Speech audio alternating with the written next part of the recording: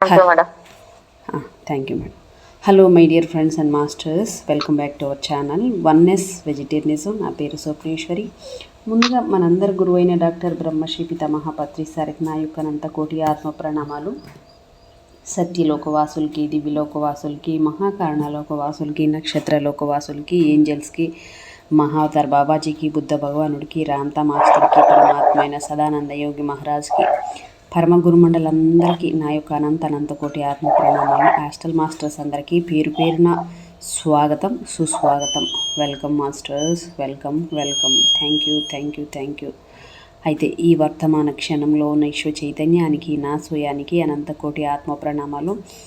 రోజులాగానే ఈరోజు కూడా మరింత జ్ఞానాన్ని, విజ్డమ్ని షేర్ చేయడానికి మేడంకి సాధారణంగా వెల్కమ్ చేసుకుందాం masters. Madam welcome to our session madam. Thank you madam. Thank you. ముందుగా మన గురువు గారు బ్రహ్మశ్రీ పితామహ పత్రి గారికి నా ఆత్మ ప్రణామాలు, కృతజ్ఞతలు. స్వర్ణమాల మేడంతో ఆత్మ ప్రణామాలు, కృతజ్ఞతలు తెలుపుకుంటూ విశ్వంలోని గురువులందరికీ ఆత్మ ప్రణామాలు, కృతజ్ఞతలు తెలుపుకుంటున్నాను. అలాగే స్వప్నేశ్వరి మేడంకు నా ఆత్మ ప్రణామాలు, కృతజ్ఞతలు. నాకు జన్మనిచ్చిన తల్లిదండ్రులతో ఆత్మ ప్రణామాలు, కృతజ్ఞతలు. నాకు ఎంతగానో సహకరిస్తున్నా నా కుటుంబ సభ్యులందరికీ కృతజ్ఞతలు, ధన్యవాదాలు తెలుపుకుంటూ ఈరోజు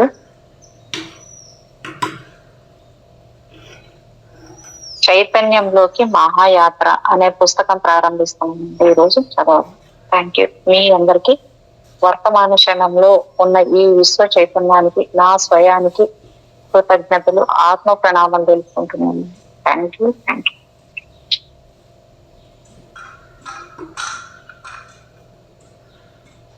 చైతన్యంలోకి మహాయాత్ర అనేది ఇక్కడ ఒక క్వశ్చన్ మార్క్ ఇచ్చారు ఫస్ట్ స్టార్టింగ్ లోనే. ఈ ప్రపంచం ఏమిటి? దీని తత్వం ఏమిటి? దీన్ని ఎవరైనా పని కట్టుకుని సృష్టించారా, లేక తనంతట తానే సృష్టి అయ్యిందా? అసలు మనకు ఇంద్రియ గోచరం అవుతున్న ఈ ప్రపంచం నిజంగా ఉందా, లేక అది మన ఇంద్రియాలు, మనస్సు చేస్తున్న ఇంద్రజాలమా? మానవ జీవితానికి లక్ష్యం ఏమిటి, అర్థం ఏమిటి? అసలు మానవ జీవితానికి ఒక లక్ష్యం, అర్థం ఉన్నాయా? నేనెవరిని? ఎక్కడి నుంచి ఈ లోకానికి వచ్చాను? ఇక్కడ నుంచి ఎక్కడికి పోతాను? జననానికి ముందు నేను ఉన్నానా? మరణానంతరం నేను ఉంటానా? ఇంతకీ నాలోని ఈ నేను ఎవరు? మానవుడు స్వతంత్రుడా, అస్వతంత్రుడా? అతనికి నిర్ణయ స్వేచ్ఛ అంటే ఫ్రీ విల్ ఉందా లేదా అనేది.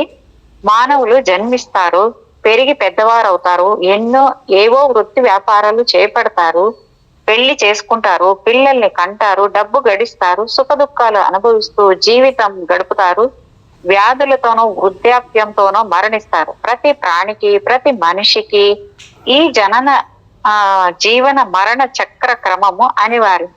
ఇంతేనా మానవ జీవితం? ఇంతకంటే పరమార్థం ఏదైనా ఉందా? ఉంటే అదేమిటి? ఇవన్నీ మౌలిక ప్రశ్నలు. శతాబ్దాలుగా ఆలోచన పరులైన మానవులు అడుగుతున్న ప్రశ్నలు, సమాధానాలను అన్వేషిస్తున్న ప్రశ్నలు. అంటే నందూరి రామ్మోహన్ రావు గారు అనే ఆయన ఇది విశ్వదర్శనం అనే పుస్తకం అవతారికలో రాసిన మాటలు ఇవి.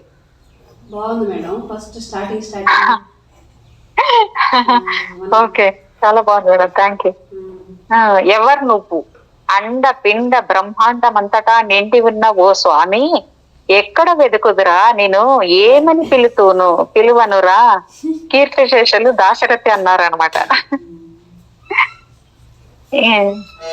ఇక్కడ ఇంకొక పేజీలో ఆమని పలుకులు. మనం భగవంతుడని పిలిచేది చైతన్యాన్ని. ఈ విషయం మన అన్ని మతాల ప్రాచీన గ్రంథాల్లో ఉంది. ఈ చైతన్యమే ప్రకృతితో కలిసి వివిధ రూపాల్లో, శక్తులలో, తత్వాలలో, లక్షణాలలో వ్యక్తమవుతుంది. ప్రకృతి పురుషుల సమాగమనాన్ని యోగ దృష్టితో చూసిన ఋషులు, యోగులు, తాత్వికులు, మేధావులు తన శిష్యులకు తాము దర్శించిన దాన్ని వర్ణించి చెప్పేవారు. అలా విన్న విషయాలను శిష్యులు తమ తర్వాతి తరాల వారికి వివరించి చెప్పేవారు. ఆదిలో ఇలా విన్న ప్రతి విషయానికి ఒక నామకరణం చేయబడింది. తర్వాత వర్ణనలను అనుసరించి రూపకల్పన చేయబడింది. ఉదాహరణకి పంచముఖేశ్వరుడంటే పంచభూతాలకి రూపకల్పన. గాయత్రి అంటే వివిధ మనోవృత్తులకి రూపకల్పన. చైతన్యం అనంతం, అఖండం, అనేకం అన్న భావన వివిధ నామార్చనల్లో కనిపిస్తుంది. చైతన్యానికి చేసే వర్గీకరణను బట్టి ఈ నామార్చనలు, స్తోత్రాలు మొదలయ్యాయి. 16, 24, 108, 1000 ఇలా నామార్చనలు మొదలయ్యాయి. 1000 అంటే అనంతమని అనుకోవాలి. కేవలం హిందూ మతంలోనే కాదు, వివిధ ఇతర మతాల్లో కూడా ఈ విధమైన సంశోధనలు కనిపిస్తాయి. ప్రకృతి క్షణక్షణానికి మారుతూ ఉంటుంది. దేహం ప్రతి క్షణానికి ఎదుగుతూ కృషిస్తూ ఉంటుంది. మనస్సు ప్రతి క్షణానికి మారుతూ ఉంటుంది. అయితే ఇవన్నీ మార్పు చెందుతున్నాయని గమనించేది ఇంకేదో ఉంది. దానినే చైతన్యం లేక ఆత్మ పిలుస్తాం. పాఠకులకి ఇక్కడొక సందేహం వస్తుంది. చైతన్యాన్ని చైతన్యం అని పిలవకుండా భగవంతుడని ఎందుకు పిలుస్తున్నారు అని అటువంటి వారు ఈ దిగువ వాక్యాలని పరిశీలించండి. నేను చైతన్యం దయ వల్ల ఆపద నుండి బయటపడ్డాను. నేను చైతన్యం దయ వల్ల ఆరోగ్యం సంపాదించుకోగలిగాను. ఇలా మాట్లాడితే చైతన్యం ఒక జడ పదార్థంగా భావించబడుతుంది. అంతేగాక అంటే ఇది దాని స్ఫూర్తికి, లక్ష్యానికి పూర్తిగా వ్యతిరేకమైన అర్థంతో భావించబడుతుంది. కాబట్టి చైతన్యాన్ని ఒక సజీవంగా కదిలే విషయంగా అనగా ఒక రాముడిగానో కృష్ణుడిగానో చూపాలి. ఇక్కడ మరో సందేహం రావచ్చు కొందరికి. మనలోని చైతన్యమే మన సుఖ దుఃఖాలకి, అపజయాలకి కారణమైనప్పుడు ఒక బాహ్య వ్యక్తిలాగా దానిని చూడడం ఎందుకు అని. చైతన్యం మనలోనూ ఉంది, బయట కూడా ఉంది. సృష్టి అంతా ఉంది. ఈ మొత్తం చైతన్యం వలనే ఘటనలు జరుగుతున్నాయి. నాలోని శక్తి వల్లే ఇవన్నీ సాధించగలుగుతున్నానని కొందరు అనుకుంటారు. బయట శక్తి దేని వల్ల ఇవి సాధించగలుగుతున్నామని కొందరు అనుకుంటారు. దాదాపు ఇటువంటి 2 వ్యక్తిత్వ మనస్తత్వాలనే విశ్లేషిస్తూ జూలియన్ బి రోటర్ అనే మనస్తత్వ శాస్త్రజ్ఞుడు 1954లో లోకస్ ఆఫ్ కంట్రోల్ అంటే నియంత్రణ కేంద్రం ఒక సిద్ధాంతాన్ని రూపొందించారు. ఈ సిద్ధాంతం ప్రకారము అంతర్గత నియంత్రణ కేంద్రము అంటే ఇంటర్నల్ లోకస్ ఆఫ్ కంట్రోల్ ఉండే వ్యక్తులు తమ జీవితాన్ని తాము నిర్దేశించుకోగలమని భావిస్తారు. అదే వెలుపలి నియంత్రణ కేంద్రము ఎక్స్టర్నల్ లోకస్ ఆఫ్ కంట్రోల్ గల వ్యక్తులు తమ నిర్ణయాలు, జీవితం అన్ని బాహ్య శక్తుల మీదే ఆధారపడి ఉన్నాయని, వాటిని తాము ప్రభావితం చేయలేమని, అంతా ఘటన మీద, అదృష్టం మీద ఆధారపడి ఉంటుందని అనుకుంటారు. నిజానికి ఈ 2 ఆలోచనలు కూడా కర్మ సిద్ధాంతంలో కనపడతాయి. ఎవరి కర్మకు వారే కర్త అన్నది మొదటి తరహా ఆలోచనకి దగ్గరగా ఉంటే, నిమిత్త మాత్రం భవసవ్యసాచి అన్నది 2 ఆలోచనకి దగ్గరగా ఉంది.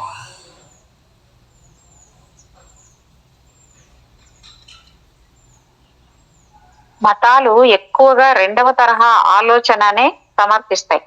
మొదటి తరహా ఆలోచన ఆత్మవిశ్వాసం అయినప్పటికీ మితిమీరితే అహంకారంగా భావించబడుతుంది. కాబట్టి చిట్ట చివరికి 2వ వాదన ఎక్కువ నిలుస్తుంది. ఈ బాహ్య శక్తిని భగవంతుడిగా సంబోధిస్తారు. మరో సందేహం కూడా వస్తుంది. చైతన్యానికి లింగభేదం ఉండదు కదా, మరి దానికి భగవంతుడని పులింగవాచకంగా నామకరణం చేయడం ఎందుకు?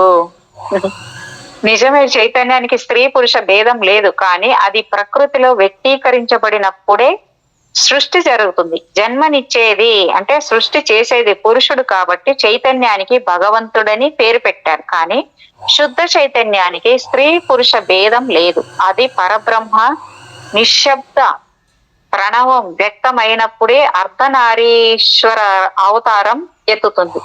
తర్వాత ఒక్కొక్క తత్వమే దానిలోంచి పుట్టుకొస్తుంది. రచయితలు సృష్టి పరిణామ క్రమంలో చైతన్యం యొక్క వ్యక్తీకరణని అలంకారయుక్తంగా భగవంతుడిగా వర్ణిస్తూ కథలు రాశారు. శిల్పకారులు ఈ సత్యాన్ని వ్యక్తం చేసే విధంగా శిల్పాలు చెక్కారు. చిత్రకారులు సందర్భోచిత వర్ణాలతో, భావభావ మేళనంతో చిత్రాలు గీశారు. సంగీతకారులు లయబద్ధమైన సంగీత స్వరాల్లో భావగర్భితమైన సాహిత్యాన్ని ఇమిడ్చి గానం చేశారు. రచయితలు మనోరంజకంగా రాసిన కథలను రంగస్థల నటులు నవరస భరితంగా ప్రజల ముందు ప్రదర్శించారు. కాలక్రమేణా ప్రజలు చైతన్యము భగవంతుడు ఒక్కటే అన్న విషయాన్ని విస్మరించారు. చైతన్యం ఎక్కువగా భౌతిక చైతన్యానికి పరిమితమైపోయింది. ఇది ఒక ప్రత్యేక విషయంగా మనస్తత్వ శాస్త్రంలోకి వెళ్ళిపోయింది. భగవంతుడు వేరే విషయంగా మారిపోయాడు. చివరకు మీ దేవుడు మా దేవుడు ఈ చైతన్యం చీలిపోయి ప్రజలు నరక్కునే స్థితికి వచ్చింది. చిత్రం ఏమిటంటే చైతన్యము భగవంతుడు ఒక్కటేనన్న సత్యం తెలిసిన మేధావులు కూడా ప్రపంచవ్యాప్తంగా కోట్ల సంఖ్యలో ఉన్నారు. అయినా ఈ అయోమయ పరిస్థితి కొనసాగుతూనే ఉంది. దీనికి కారణం కూడా చైతన్య స్థాయిల్లో ఉండే తేడాలే. ఆధునిక ప్రపంచంలో మేధావులు చేసే ప్రయత్నాలు ఎక్కువగా ప్రజల్లో రాజకీయ చైతన్యం, సామాజిక చైతన్యం కలిగించడం పైనే కేంద్రీకృతమై ఉన్నాయి. ఆధ్యాత్మిక చైతన్యం ఎక్కువగా మత వ్యాప్తికి పరిమితమైపోయింది. కాబట్టి మీ పార్టీ మా పార్టీ, మీ వర్గం మా వర్గం, మీ దేవుడు మా దేవుడు ఇలా నిత్యం కొట్లాడుకోవడంలోనే సమయం గడిచిపోతుంది. ఆ గందరగోళం పరిస్థితిలో సత్యం, ధర్మం శాశ్వతంగా సమాధి అయిపోయాయి. సత్యం ఏమిటో ధర్మం ఏమిటో ప్రజలందరికీ ఒకేలా అవగాహన ఉంటే సమాజంలో సమస్యలు ఉండవు. కానీ అదెప్పుడు సాధ్యం కాదు. సాధ్యమయ్యే పరిస్థితి ఉంటే ఏ శ్రీకృష్ణుడో, ఏ జీసస్ క్రీస్తో, ఏ గౌతమ బుద్ధుడో, ఏ ప్రవక్తో సమాజాన్ని ఎప్పుడో మార్చేసి ఉండేవారు. కానీ అలా జరగలేదు. వారు చెప్పిన సత్యాన్ని అవగాహన చేసుకునే తీరులో ఉన్న వ్యత్యాసాలు, స్వార్థ చింతనలు, భయాలు, అనుమానాలు అడ్డుగా నిలిచి 100% ధర్మ సంస్థాపనకి, శాంతి సాధనకి అవరోధం ఏర్పరుస్తాయి.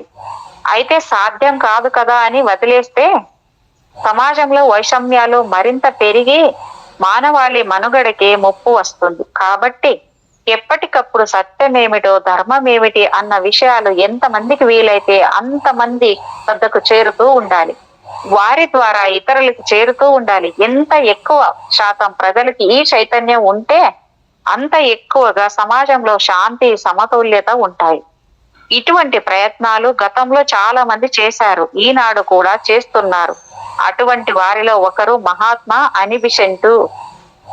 ఆమె రాసిన చైతన్యంలోకి అవలోకనం అంటే ఏ స్టడీ ఇన్ కాన్షియస్నెస్ అనే పుస్తకానికి ఈ రచన వ్యాఖ్యానం అనుకోవచ్చు. ఏంటి మేడం సౌండ్ వస్తుంది కొంచెం? అయితే కొంచెం వస్తుంది మేడం అప్పుడప్పుడు.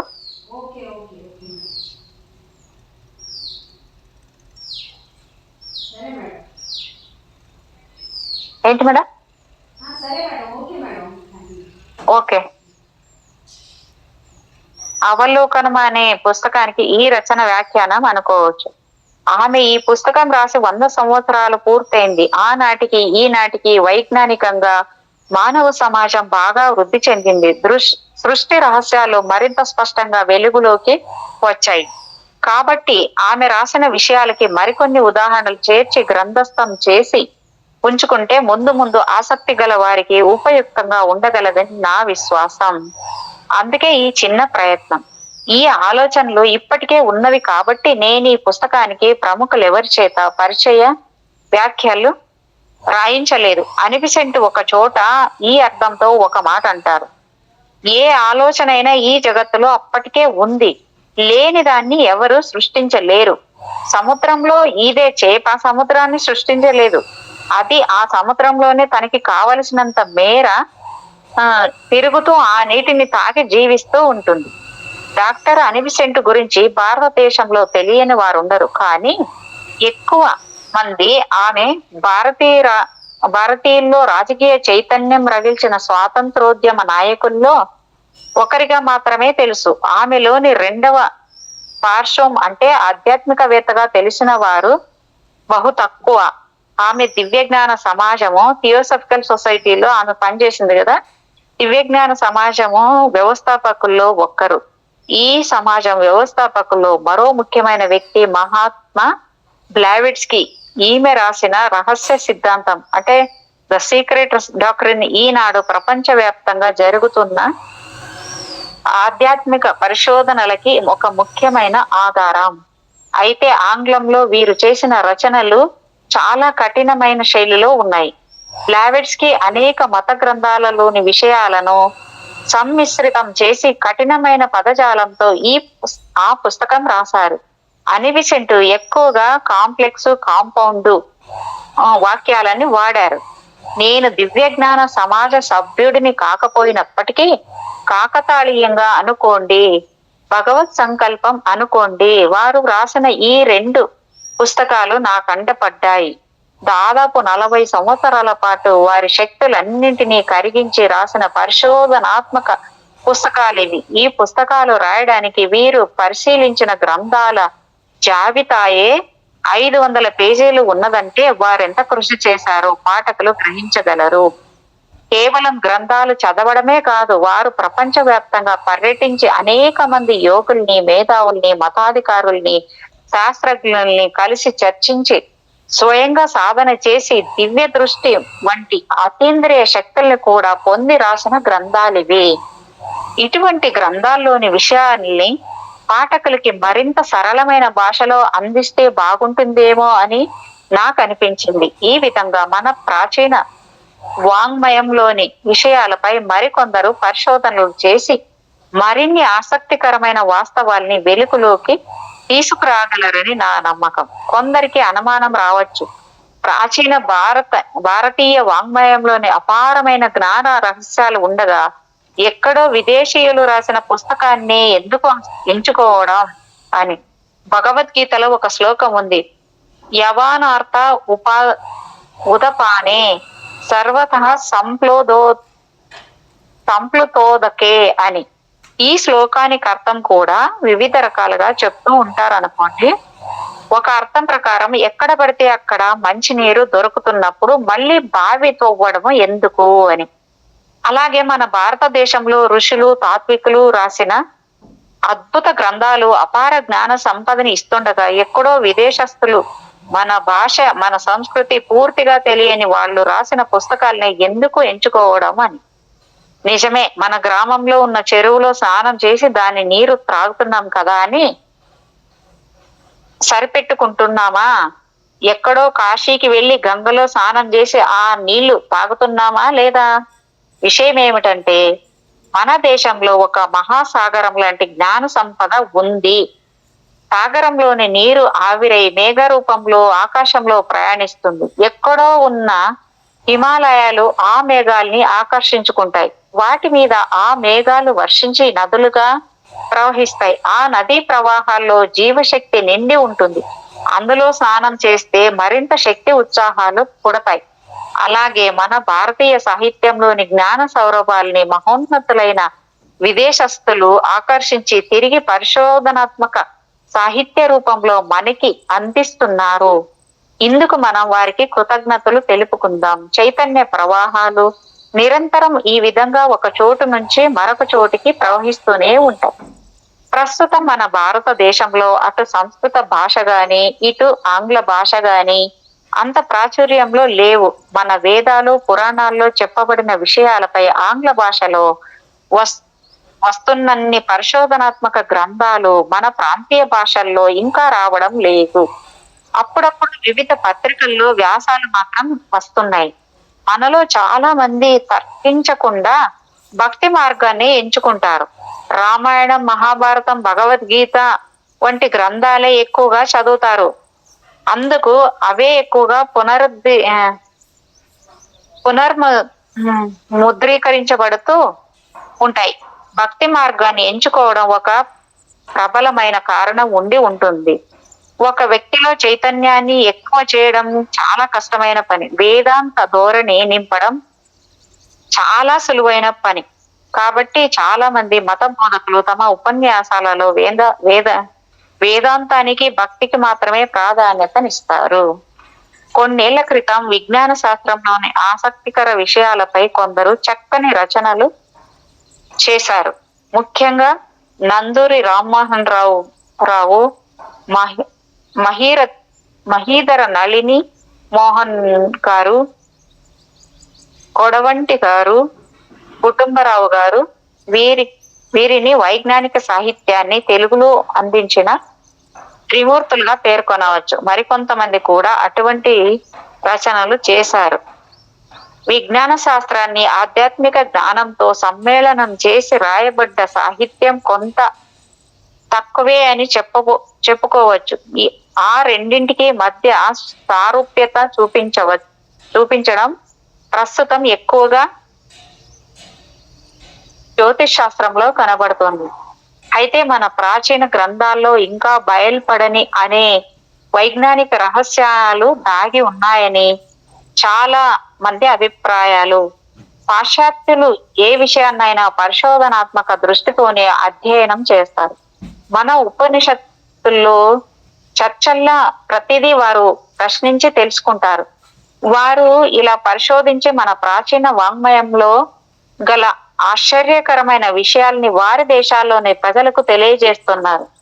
భక్తి జ్ఞాన మార్గాలు రెండూ కూడా భగవంతుడిని చేరడానికి తోడ్పడతాయి. జ్ఞాన మార్గము వైజ్ఞానికంగా ఒక జాతి ఎదగడానికి దోహదపడుతుంది. మన ప్రాచీన గ్రంథాల్లోని విషయాలపై కొంత అవగాహన రావాలన్నా, విదేశస్తులు రాసిన పరిశోధనలు అర్థం కావాలన్నా ముందు కొంత పునాది పడాలి. ఒక ఎల్కేజీ పుస్తకం చదవందే పిహెచ్డి చేయడం సాధ్యం కాదు. ముందు ఈ ఎల్కేజీ పుస్తకం చదవండి, తర్వాత మీరే పిహెచ్డి చేస్తారు. ఈ పుస్తకం మిమ్మల్ని కొండల్లోంచి, కోనల్లోంచి, వాగుల్లోంచి, వానల్లోంచి, వనాల్లోంచి తీసుకెడుతుంది. ఇది మిమ్మల్ని భూమండలం దాటించి అంతరిక్షంలోని గెలాక్సీలు, నెబ్యులాల్లోంచి తీసుకెళ్తుంది. ఇది మిమ్మల్ని సూక్ష్మాతి సూక్ష్మమైన జీవ కణాల్లోంచి, అంతకంటే సూక్ష్మమైన అణువుల్లోంచి తీసుకెళ్తుంది. ఈ సృష్టి రహస్యాలు అవగతమవుతున్న అద్భుత అనుభూతిని మీకు కలిగిస్తుంది. చైతన్య స్వరూపమైన భగవంతుణ్ణి మీ ముందు సాక్షాత్కరింపజేస్తుంది. మీ మనస్సు విశాలమవుతుంది. మీలోని చైతన్యము ఎల్లెడలా వ్యాపిస్తుంది. మీ జీవితము అనుక్షణము ఉత్కంఠభరితంగా సాగుతుంది. మీ జీవిత లక్ష్యం ఏమిటో, దాన్ని ఎలా సాధించుకోవాలో మీకు తెలుస్తుంది. ఏ పని చేస్తున్నా అది ఎందుకు చేస్తున్నామో తెలుసుకొని మీరు చేస్తుంటారు. అలా చెయ్యడంలో గల అద్భుత మధురానుభూతిని ఆస్వాదిస్తారు. అనంత్ ఆర్ ప్రసాద్ ఆయన ముందు మాటగా ఇవి చెప్తాడండి. ఆగండి, ఇది చదివి ముందుకెళ్ళండి అంటే మళ్ళీ కూడా ఆపుతున్నాడు. వింటాం, చదువుతాం. ఒకటికి మించి ఒకటి చాలా అద్భుతంగా ఉన్నాయి మేడం నిజంగా. మీరు అన్నారు కదా మన మేడం బ్లావర్స్కి అని చెప్పి, మేడం బ్లావర్స్కి ఇక్కడ కూడా మేడం బ్లావర్స్కి వచ్చింది చూడండి. ఇంకా ఉంది మేడం ఆమె గురించి, ఇంకా అనిబిసెంట్ గురించి, మేడం బ్లావర్స్కి గురించి ఒక 4 పేజీలు ఉన్నాయి ఇక్కడ ముందు. ఈ పుస్తకం మన ప్రాచీన గ్రంథాలు, వాటి పరిశోధనలు చేసిన వారు వెల్లడించిన వివరాల ఆధారంగా రాయబడింది. ఇందులో చెప్తున్న విషయాలు చాలా చోట్ల గందరగోళంగా ఉండి పాఠకుల్ని అయోమయంలో పడేస్తాయి. కాబట్టి టూకీగా ఇందులో రాయబడ్డ విషయం గురించి ముందుగా చదివి తర్వాత అసలు విషయంలోకి వెళ్తే ఈ అయోమయ పరిస్థితి చాలా మట్టుకు తగ్గుతుంది. సృష్టి అంటే పరమాత్మ చైతన్యం ప్రకృతితో కలిసి వ్యక్తమవడం. ప్రళయం అంటే ప్రకృతి పరమాత్మలో లయం కావడం. సృష్టి 7 దశల్లో జరిగిందని విశ్వాసం. ఈ 7 దశల్ని 7 లోకాలు లేక తలాలని పిలుస్తాం. ఈ 7 లోకాల గుండా పరమాత్మ చైతన్యం ప్రకృతి ద్వారా వ్యక్తమై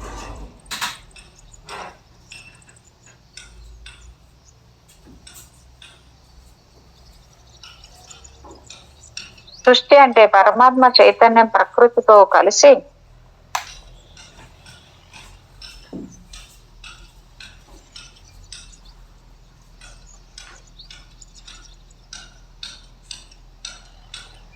సృష్టి అంటే పరమాత్మ చైతన్యం ప్రకృతితో కలిసి వ్యక్తమవడం. ప్రళయం అంటే ప్రకృతి పరమాత్మలో లయం కావడం. సృష్టి 7 దశల్లో జరిగిందని విశ్వాసం.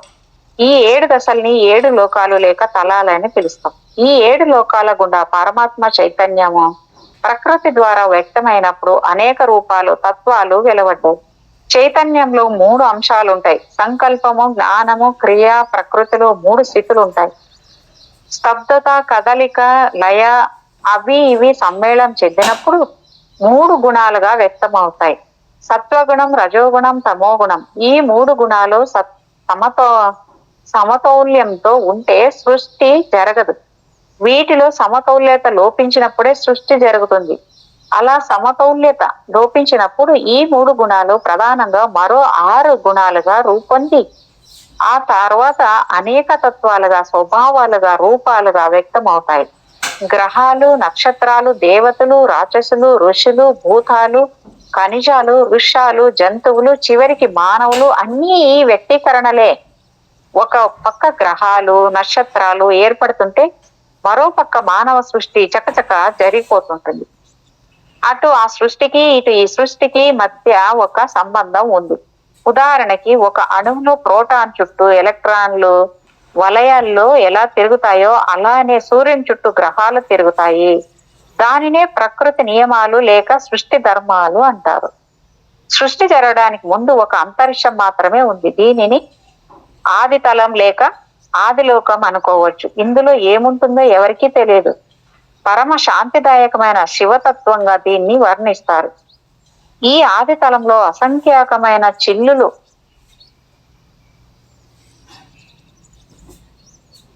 ఏర్పడి వాటిలోంచి దివ్యాత్మలనే వారు రెండో తలమైన అనుపాదక తలం పైకి వస్తారు. నిజానికి సంకల్పం, జ్ఞానం, క్రియ అనే 3 అంశాల పరమాత్మ చైతన్యమే దివ్యాత్మలుగా అవతరించింది. అగ్ని నుండి నిప్పు రవ్వలు వచ్చినట్లుగా, మేఘం నుండి వర్షపు చినుకులు వచ్చి పడినట్టుగా దివ్యాత్మ అనేది ఒక అణువు కాదు, అది ఒక గణిత బిందువు. బుద్ధి అనే పల్చని వస్త్రము దీనిని కప్పి ఉంచుతుంది. కానీ ఒక దివ్యాత్మతో మరొక దివ్యాత్మ స్వేచ్ఛగా కలపవచ్చు. ఈ దివ్యాత్మ ప్రతిబింబమై జీవాత్మ లేక అంతరాత్మ. ఇది దిగువ లోకాల్లోకి వస్తుంది. అలా వస్తున్నప్పుడు ప్రతి లోకంలో దీని చుట్టూ కొన్ని ఉపాధులు ఏర్పడతాయి. ఈ ఉపాధుల్ని దేవతలు, భూతాలు సమకూరుస్తారు. నిర్మాణ రచన బ్రహ్మ చేస్తాడు. జీవాన్ని ప్రధానంగా విష్ణువు నింపుతాడు. జీవాత్మని కూటస్థ ప్రత్యేగాత్మ అంటారు. అంటే ఇది మార్పు చెందనిది అని అర్థం. ప్రకృతిలో వ్యక్తం అవడానికి ఇది 3 శాశ్వతాణువుల్ని సమకూర్చుకుంటుంది. శాశ్వత అణువులంటే మన్వంతరం చివరి దాకా మార్పు చెందకుండా ఉండేవి. వాటితో పాటు దిగువ లోకాల్లో ఎదురైన ప్రకంపనాలను నిశ్చిప్తం చేసుకొని తదుపరి జన్మలకి ఈ గుణాలని బదిలీ చేస్తుంటాయి. మిగిలిన ఉపాధులన్నీ వివిధ లోకాల్లోని ఉపలోకాల్లో అంటే సబ్ ప్లానెట్స్ ఉండే మిశ్రాణువులు మోలిక్యూల్స్ చేత నిర్మితమవుతాయి. ఈ లోకాలన్నీ ఒకదానితో ఒకటి పెన వేసుకునే ఉంటాయి. మన వాతావరణంలో గాలి, నీటి ఆవిరి, ధూళి కణాలు అన్నీ కలిసే ఉన్నట్టుగా ఇవి కూడా ఉంటాయి. ప్రతి లోకంలో ఏదో ఉపతలం కేవలం అణువులతో మాత్రమే ఉంటుంది. భౌతిక తలంలో మళ్ళీ 7 తలాలు, అందులో మళ్ళీ 7 ఉపతలాలు ఉన్నట్టుగా దివ్య జ్ఞానులు చెప్తారు. ఇక్కడే పాఠకులు కొంత అయోమయ పరిస్థితిని ఎదుర్కొనవలసి వస్తుంది.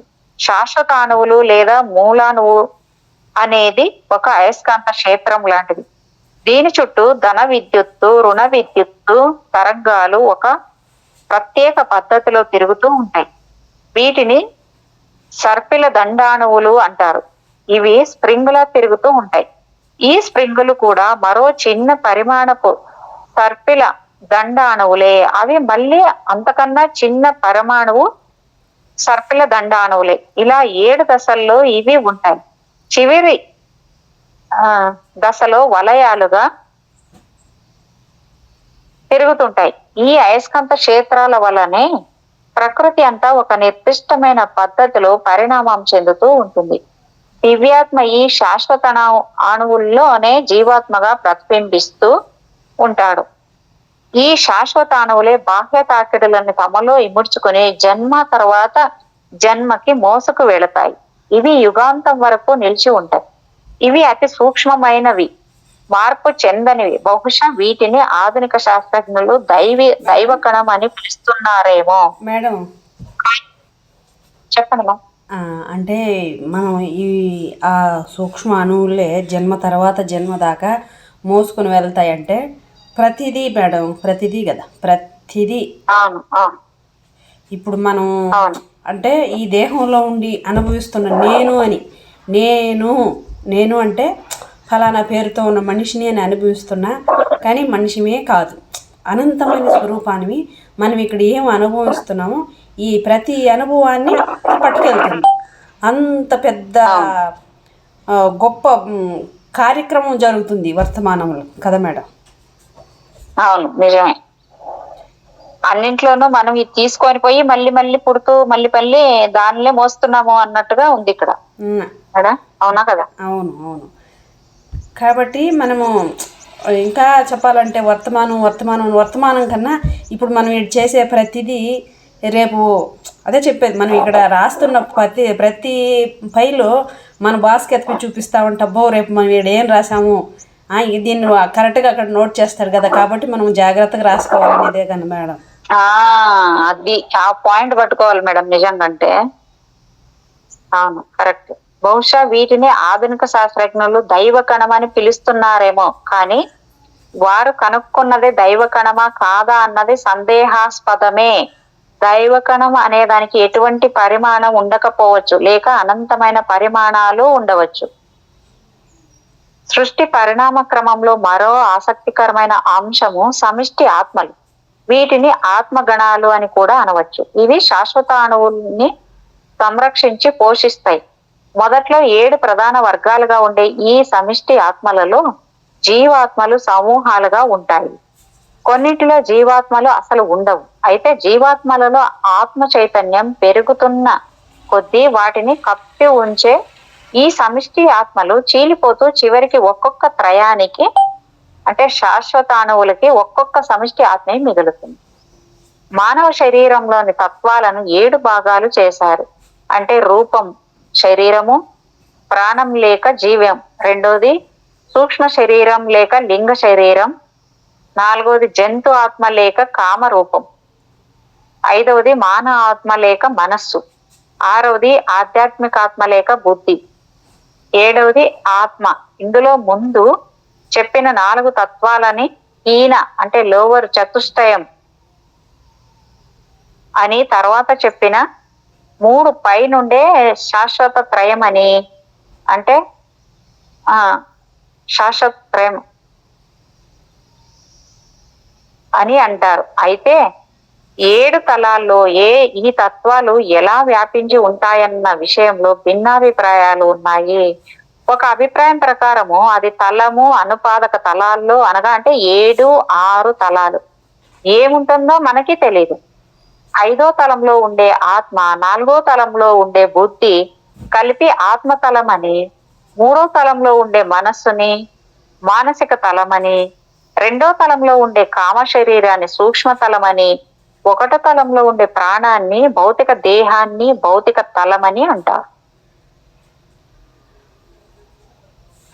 అర్థం చేసుకుంటే చాలా గొప్పగా ఉంది మేడం ఇది. అవును మేడం, అంతే కదా మేడం.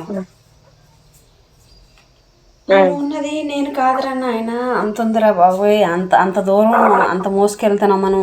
ఒక ఆఫీసులో ఒక బాస్గా ఉండి బాస్ కింద జాబ్ చేసే ఒక స్టాఫ్గా ఉంటేనే అంత భయపడి సచ్చి అట్ట చేస్తే, మరి మనం అంత గొప్పవాడి దగ్గరికి తీసుకెళ్తుంటే మరి ఇంకెలా ఉండాలి? అదే మేడం, చాలా గొప్ప ఉంది. సృష్టి పరిణామ క్రమంలో మరొక ముఖ్య పాత్ర ఆదిశక్తి. ఇది విశ్వమంతటా అణువణువు వ్యాపించి ఉండే ఒక అద్భుత శక్తి. ఇదే జీవశక్తి. మనల్ని నిద్ర లేపడం దగ్గర నుంచి అణువుల్లో ఎలక్ట్రానులు క్రమబద్ధంగా తిరగడానికి, సూర్యుడి చుట్టూ గ్రహాలు క్రమబద్ధంగా తిరగడానికి ఈమె అంటే ఈ శక్తే కారణం.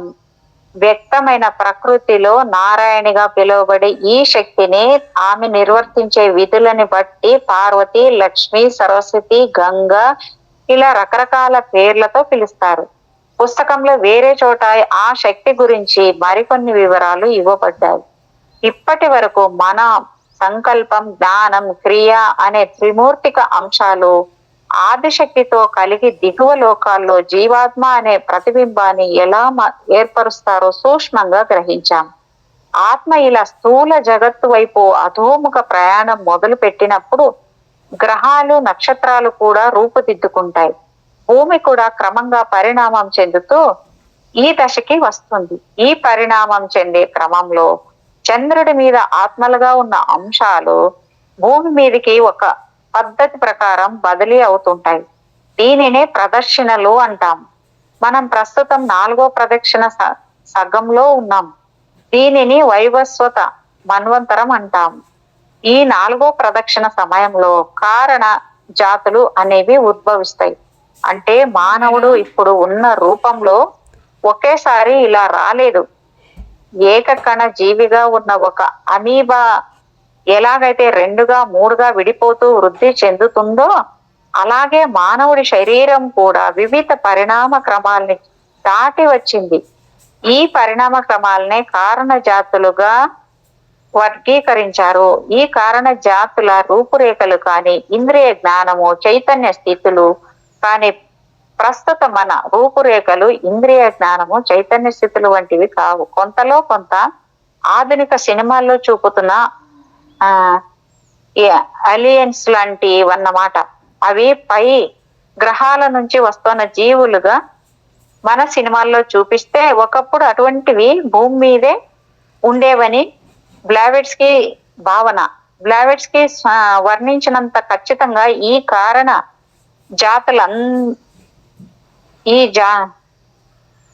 ఈ కారణ జాతులు అండకపోయినప్పటికీ పరిణామ సిద్ధాంతాలని అధ్యయనం చేసిన వారు ఎంతో కొంత ఇటువంటి పరిణామ దశలు ముందు యుగాల్లో ఉన్నవి అని భావిస్తారు. ప్రస్తుతం మనం 5వ కారణ జాతి అయిన ఆర్యుల సంతతి వాళ్ళం. ముందు ముందు మరో కొన్ని కారణ జాతులు ఉద్భవించవచ్చు. ప్రస్తుతం మనం సౌరమండలం అనే 2 పరిమాణాలు అంటే 2 డైమెన్షన్స్ విశ్వంలో జీవిస్తున్నాం. మనలో ఒక మనసు ఉందని మనం గ్రహించగలుగుతున్నాం. అలాగే భావాలు ఆలోచనలు కోరికలు కూడా ఉన్నాయని తెలుసుకోగలుగుతాం.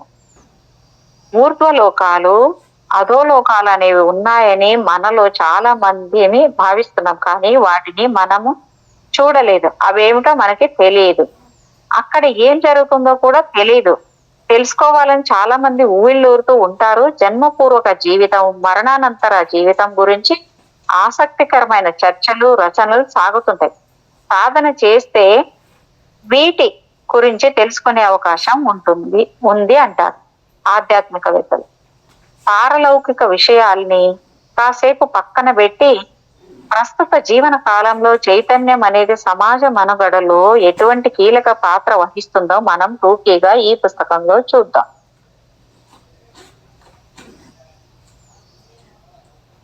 ప్రపంచంలో అతి ప్రాచీన భాష అనే దాని గురించి చెప్తున్నాడు ఈయన ఇక్కడ. నేను మొదటిసారి ఆ మఠానికి వెళ్ళినప్పుడు అక్కడ 4 విదేశస్తులు ఉన్నారు. ఒక ఇజ్రాయెల్ దేశస్థుడు, ఒక ఇటాలియన్, ఒక జర్మన్, ఒక బ్రిటిషర్. వారు 4 ప్రపంచంలో అత్యంత ప్రాచీన భాషలో పరిశోధన చేయడానికి అక్కడికి వచ్చారు. వారు పశ్చిమ భాగానికి సంబంధించిన లాటిన్, హెబ్రూ, గ్రీస్ భాషలని, ప్రాచ్య భాగానికి సంబంధించిన సంస్కృతము, తమిళ భాషల్ని అధ్యయనం చేస్తున్నారు. స్వామీజీ అనుష్ఠానం కొరకు లోపలికి వెళ్ళారు. స్వామీజీతో ఫోటో తీసుకోవాలని వారు ముచ్చట పడ్డారు. కానీ శిష్యులు ఒప్పుకోలేదు. 4 ఉదయం నుంచి ఒక చెట్టు దగ్గర కూర్చొని ఉన్నారు. స్వామీజీ పూజ ఎప్పుడు పూర్తవుతుందని అక్కడి సేవకుల్ని అడిగారు. కానీ వారు సరైన సమాధానం ఇవ్వలేదు. నేను ఆ దేశస్థులకి ఇలా చెప్పాను, భారతీయులమైన మేము మఠంలో ఇటువంటి జీవితానికి అలవాటు పడిపోయాము. కానీ మీరేమిటి 6 గంటల బట్టి అలానే నించుండిపోయారు? వారిలో ఒకరు చేతి గడియారం వంక చూసుకుని ఆశ్చర్యపోయారు. ఓరి భగవంతుడా, 6 గంటలైందా మేము నించుని? అయితే నిశ్చయంగా ఆయన కాలాతీతమైన వ్యక్తి. 10 నిమిషాల తర్వాత పెరియార్ వచ్చారు. మేమంతా ఆయనకి సాష్టాంగ నమస్కారం చేశాం. కెమెరా మెడలో వేసుకుని ఉన్న విదేశస్తుని వంక చూసి ఆయన ఫోటోలు వచ్చన్నట్టుగా చేతితో సంజ్ఞ చేశారు. వారు 3 ఫోటోలు తీసుకున్నాక ఇక వద్దని వారించి వచ్చిన పనేమిటని అడిగారు. వారు తాము వచ్చిన పని గురించి వివరించారు. అయితే ఏది అత్యంత ప్రాచీన భాష అని మీరొక అంగీకారానికి వచ్చారా? పశ్చిమ భూభాగంలో హెబ్రూ అతి ప్రాచీన భాషని మేము అంగీకారానికి వచ్చాము. కానీ ప్రాచ్య భూభాగంలో సంస్కృతము తమిళము 2 అత్యంత ప్రాచీనమని ప్రజలు అంటున్నారు. మేము అయోమయంలో పడి మీ అభిప్రాయం కోసం ఇక్కడికి వచ్చాము. ఇజ్రాయేలీ దేశస్థుడు అన్నాడు. వీటికన్నా అత్యంత ప్రాచీనమైన భాష మరొకటి ఉంది. దాని వేద భాష అంటారు. సంస్కృతానికి హెబ్రూకి కూడా మూలం అదే. హెబ్రూలో పునర్జన్మకి సంబంధించిన ఒక శ్లోకం ఉంది. అదొక్క మారు పూర్తిగా చదవండి. పెరియార్ ఆ శ్లోకంలో మొదటి 2 పదాలు అందించారు. ఇజ్రాయేలీ దేశస్థుడు 3-4 నిమిషాల పాటు ఆ శ్లోకం చదివాడు. స్వామీజీ తన చుట్టూ నిల్చుని ఉన్న బ్రహ్మచారుల్ని పరికించి చూసి, మీరు ఋగ్వేదం చదివారా? ఋగ్వేదంలో పునర్జన్మకి సంబంధించిన శ్లోకం చదవగలరా అని అడిగారు. వారు ఒక 5 నిమిషాల పాటు దానిని చదివారు. స్వామీజీ నా వంక చూశారు. ఈ కుర్రాళ్ళు ఇప్పుడు చదివినదేమిటో వాళ్ళకి అర్థమైందేమో కనుక్కోండి. ఆ 4 నిశ్శబ్దంగా ఉండిపోయారు. స్వామీజీ శిష్యుల వంక తిరిగి చిరునవ్వుతో ఇలా అన్నారు. ఈ వ్యక్తి హెబ్రూ భాషలో చదివిన దానిని మీరెవరు ఖచ్చితంగా అర్థం చేసుకోలేదు. ఆయన నా వంక తిరిగి ఇలా అన్నారు. ఆ ఇజ్రాయేలీకి చెప్పు, అతడు ఇంతకు ముందు చదివింది ఈ కుర్రాళ్ళు చదివిద్దే. నేను ఇజ్రాయేలీ వైపు తిరిగాను. మీరు చదివింది అక్షరాల ఈ కుర్రాళ్ళు చదివిందేనని స్వామీజీ అంటున్నారు. స్వామీజీ నన్ను సరిదిద్దారు. ఏమిటి? అక్షరాల అనే పదము వాడద్దు, అక్షర క్రమంగా ఒకటేనని అతడితో చెప్పు. ఆయన తను అన్న విషయాన్ని రుజువు చేస్తానని చెప్పి కాగితం కలం అడిగారు. వేదాల్లో ఈ ప్రపంచం 32 విభాగాలుగా ప్రాంతాలుగా ఉన్నట్టు చెప్పబడింది. ఈ 32 భౌగోళిక ప్రాంతాలలో వేదాక్షరాలు ఎలా మారాయో ఉచ్చరించబడుతున్నాయో చెప్పబడింది. ఆయన ఆ 4 ఏ ప్రాంతం నుంచి వచ్చారో తెలుసుకొని వారి వారి ప్రాంతాలలో ఒక ప్రత్యేక వేదాక్షరం ఎలా మారిందో వివరించారు. ఆయన మళ్ళీ తన శిష్యుల్ని ఋగ్వేదంలోని ఆ శ్లోకం చదవమని చెప్పి ఆ శ్లోకంలోని ప్రతి అక్షరం వారి ప్రాంతాల్లో ఎలా వినబడుతుందో చెప్పారు. తర్వాత స్వామీజీ నా వైపు తిరిగి అన్నారు. నేను అభ్యాసం చేసి చాలా కాలమైంది. అయినా కొంత కష్టంతో అయినా ఈ శ్లోకాన్ని చదువుతాను. నేను చదివింది ఇజ్రాయేలీ, అతనికి అర్థమైందేమో అడుగు. ఆ తర్వాత శిష్యులతో ఇలా అన్నారు. నేను ఈ శ్లోకాన్ని హెబ్రూతో ప్రతి స్వరం ఎలా వినిపిస్తుందో ఆ కొద్ది మార్పులతో చదువుతాను. అది తప్పు అని భావించవద్దు. ఈ విధంగా కూడా చదవవచ్చని వేదాల్లో ఒక ఆదేశం ఉంది. స్వామీజీ చదవడం ప్రారంభించారు. ఆశ్చర్యాలకెల్లా ఆశ్చర్యం, ఇజ్రాయేలీ దేశస్థుడు కూడా ఆయనతో గొంతు కలిపి చదవడం ప్రారంభించాడు. మేమంతా అలా ప్రేక్షకుల్లో నిలిచిపోయాం. నేను మొదటే చెప్పాను, ఋగ్వేదంలో ఉన్న ఈ శ్లోకమే హెబ్రూ భాషలో యథాతథంగా ఉంది. కానీ లక్షణాల్లో స్వల్పమైన మార్పు ఉంది. దక్షిణాదిన యమున అన్న పదాన్ని ఉత్తరాదిన జమున అని పలుకుతారు. తమిళంలో పా అనే అక్షరాన్ని కన్నడంలో హా అని పలుకుతారు. కాబట్టి ప్రపంచంలో అత్యంత ప్రాచీనమైన భాష వేద భాష. స్వామీజీ ఆ 4 ఒక పట్టిక వేసి ఋగ్వేద అక్షరాలు వారి భాషల్లో ఎలా పలుకుతామో వ్రాయమన్నారు. ఈ పని 15 నిమిషాల్లో పూర్తయింది. ఇజ్రాయేలీ దేశస్థుడు దిగ్భ్రాంతి చెంది ఆశ్చర్యంగా అన్నాడు. ఇదేమిటో ఊహించలేనట్టుగా ఉంది. స్వామీజీ ఇజ్రాయేలీని అడిగారు. నువ్విప్పుడు ఏమనుకుంటున్నావు? నువ్విప్పుడు వేదాల్లోంచే అన్ని పుట్టాయని ఒప్పుకుంటావా? ఇజ్రాయేలీ దేశస్థుడి మొహంలో విశ్వాసం ఇంకా కనపడలేదు. అతడు అన్నాడు, ఆయన అలా అనుకుంటున్నారెందుకు? వేదాలు హిబ్రూ భాషలోంచి పుట్టి ఉండవచ్చు కదా. స్వామీజీ చెప్పారు, నీ దగ్గర తాళం కప్ప మాత్రమే ఉంది, మా దగ్గర తాళం కప్ప చెవి కూడా ఉన్నాయి. భారతదేశం నుండి ఏ మహర్షి మీ ప్రాంతానికి వచ్చారో, ఇజ్రాయెల్లో వేదాల్ని బోధించి వ్యాప్తి చేశాడో కూడా ఉంది. చివర్లో ఆ వ్యక్తి నమ్మినట్లుగా కనబడ్డాడు. అంటే మన భారతదేశం నుంచే మొత్తం అంతా పోయింది అనేది ఇక్కడ అర్థమైంది మేడం నాకైతే. అవును మేడం. అంటే వేద భాష అనేది మొదట పుట్టింది. జ్ఞానానికి మూలం ప్రతీక ఏదంటే భారతదేశంలో మొత్తం జ్ఞానం అంతా, మొత్తం జ్ఞానం. మరి మనం ఈ గడ్డ మీద పుట్టిన దానికి గర్వించకుండా మనం అమెరికాల్ని రష్యాల్ని పొగడుతుంటాం కదా మేడం చాలా మంది.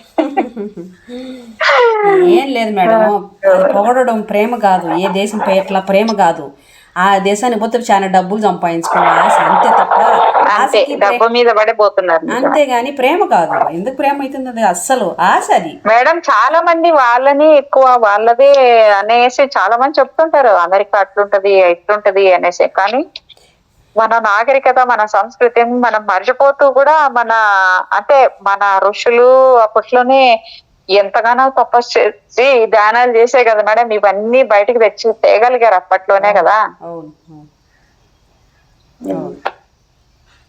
Thank you madam, thank you. రేపటి నుంచి మొదలు పెట్టుకుందాం. బ్లావెట్స్కి నుంచి మొదలైతుంది అక్కడ.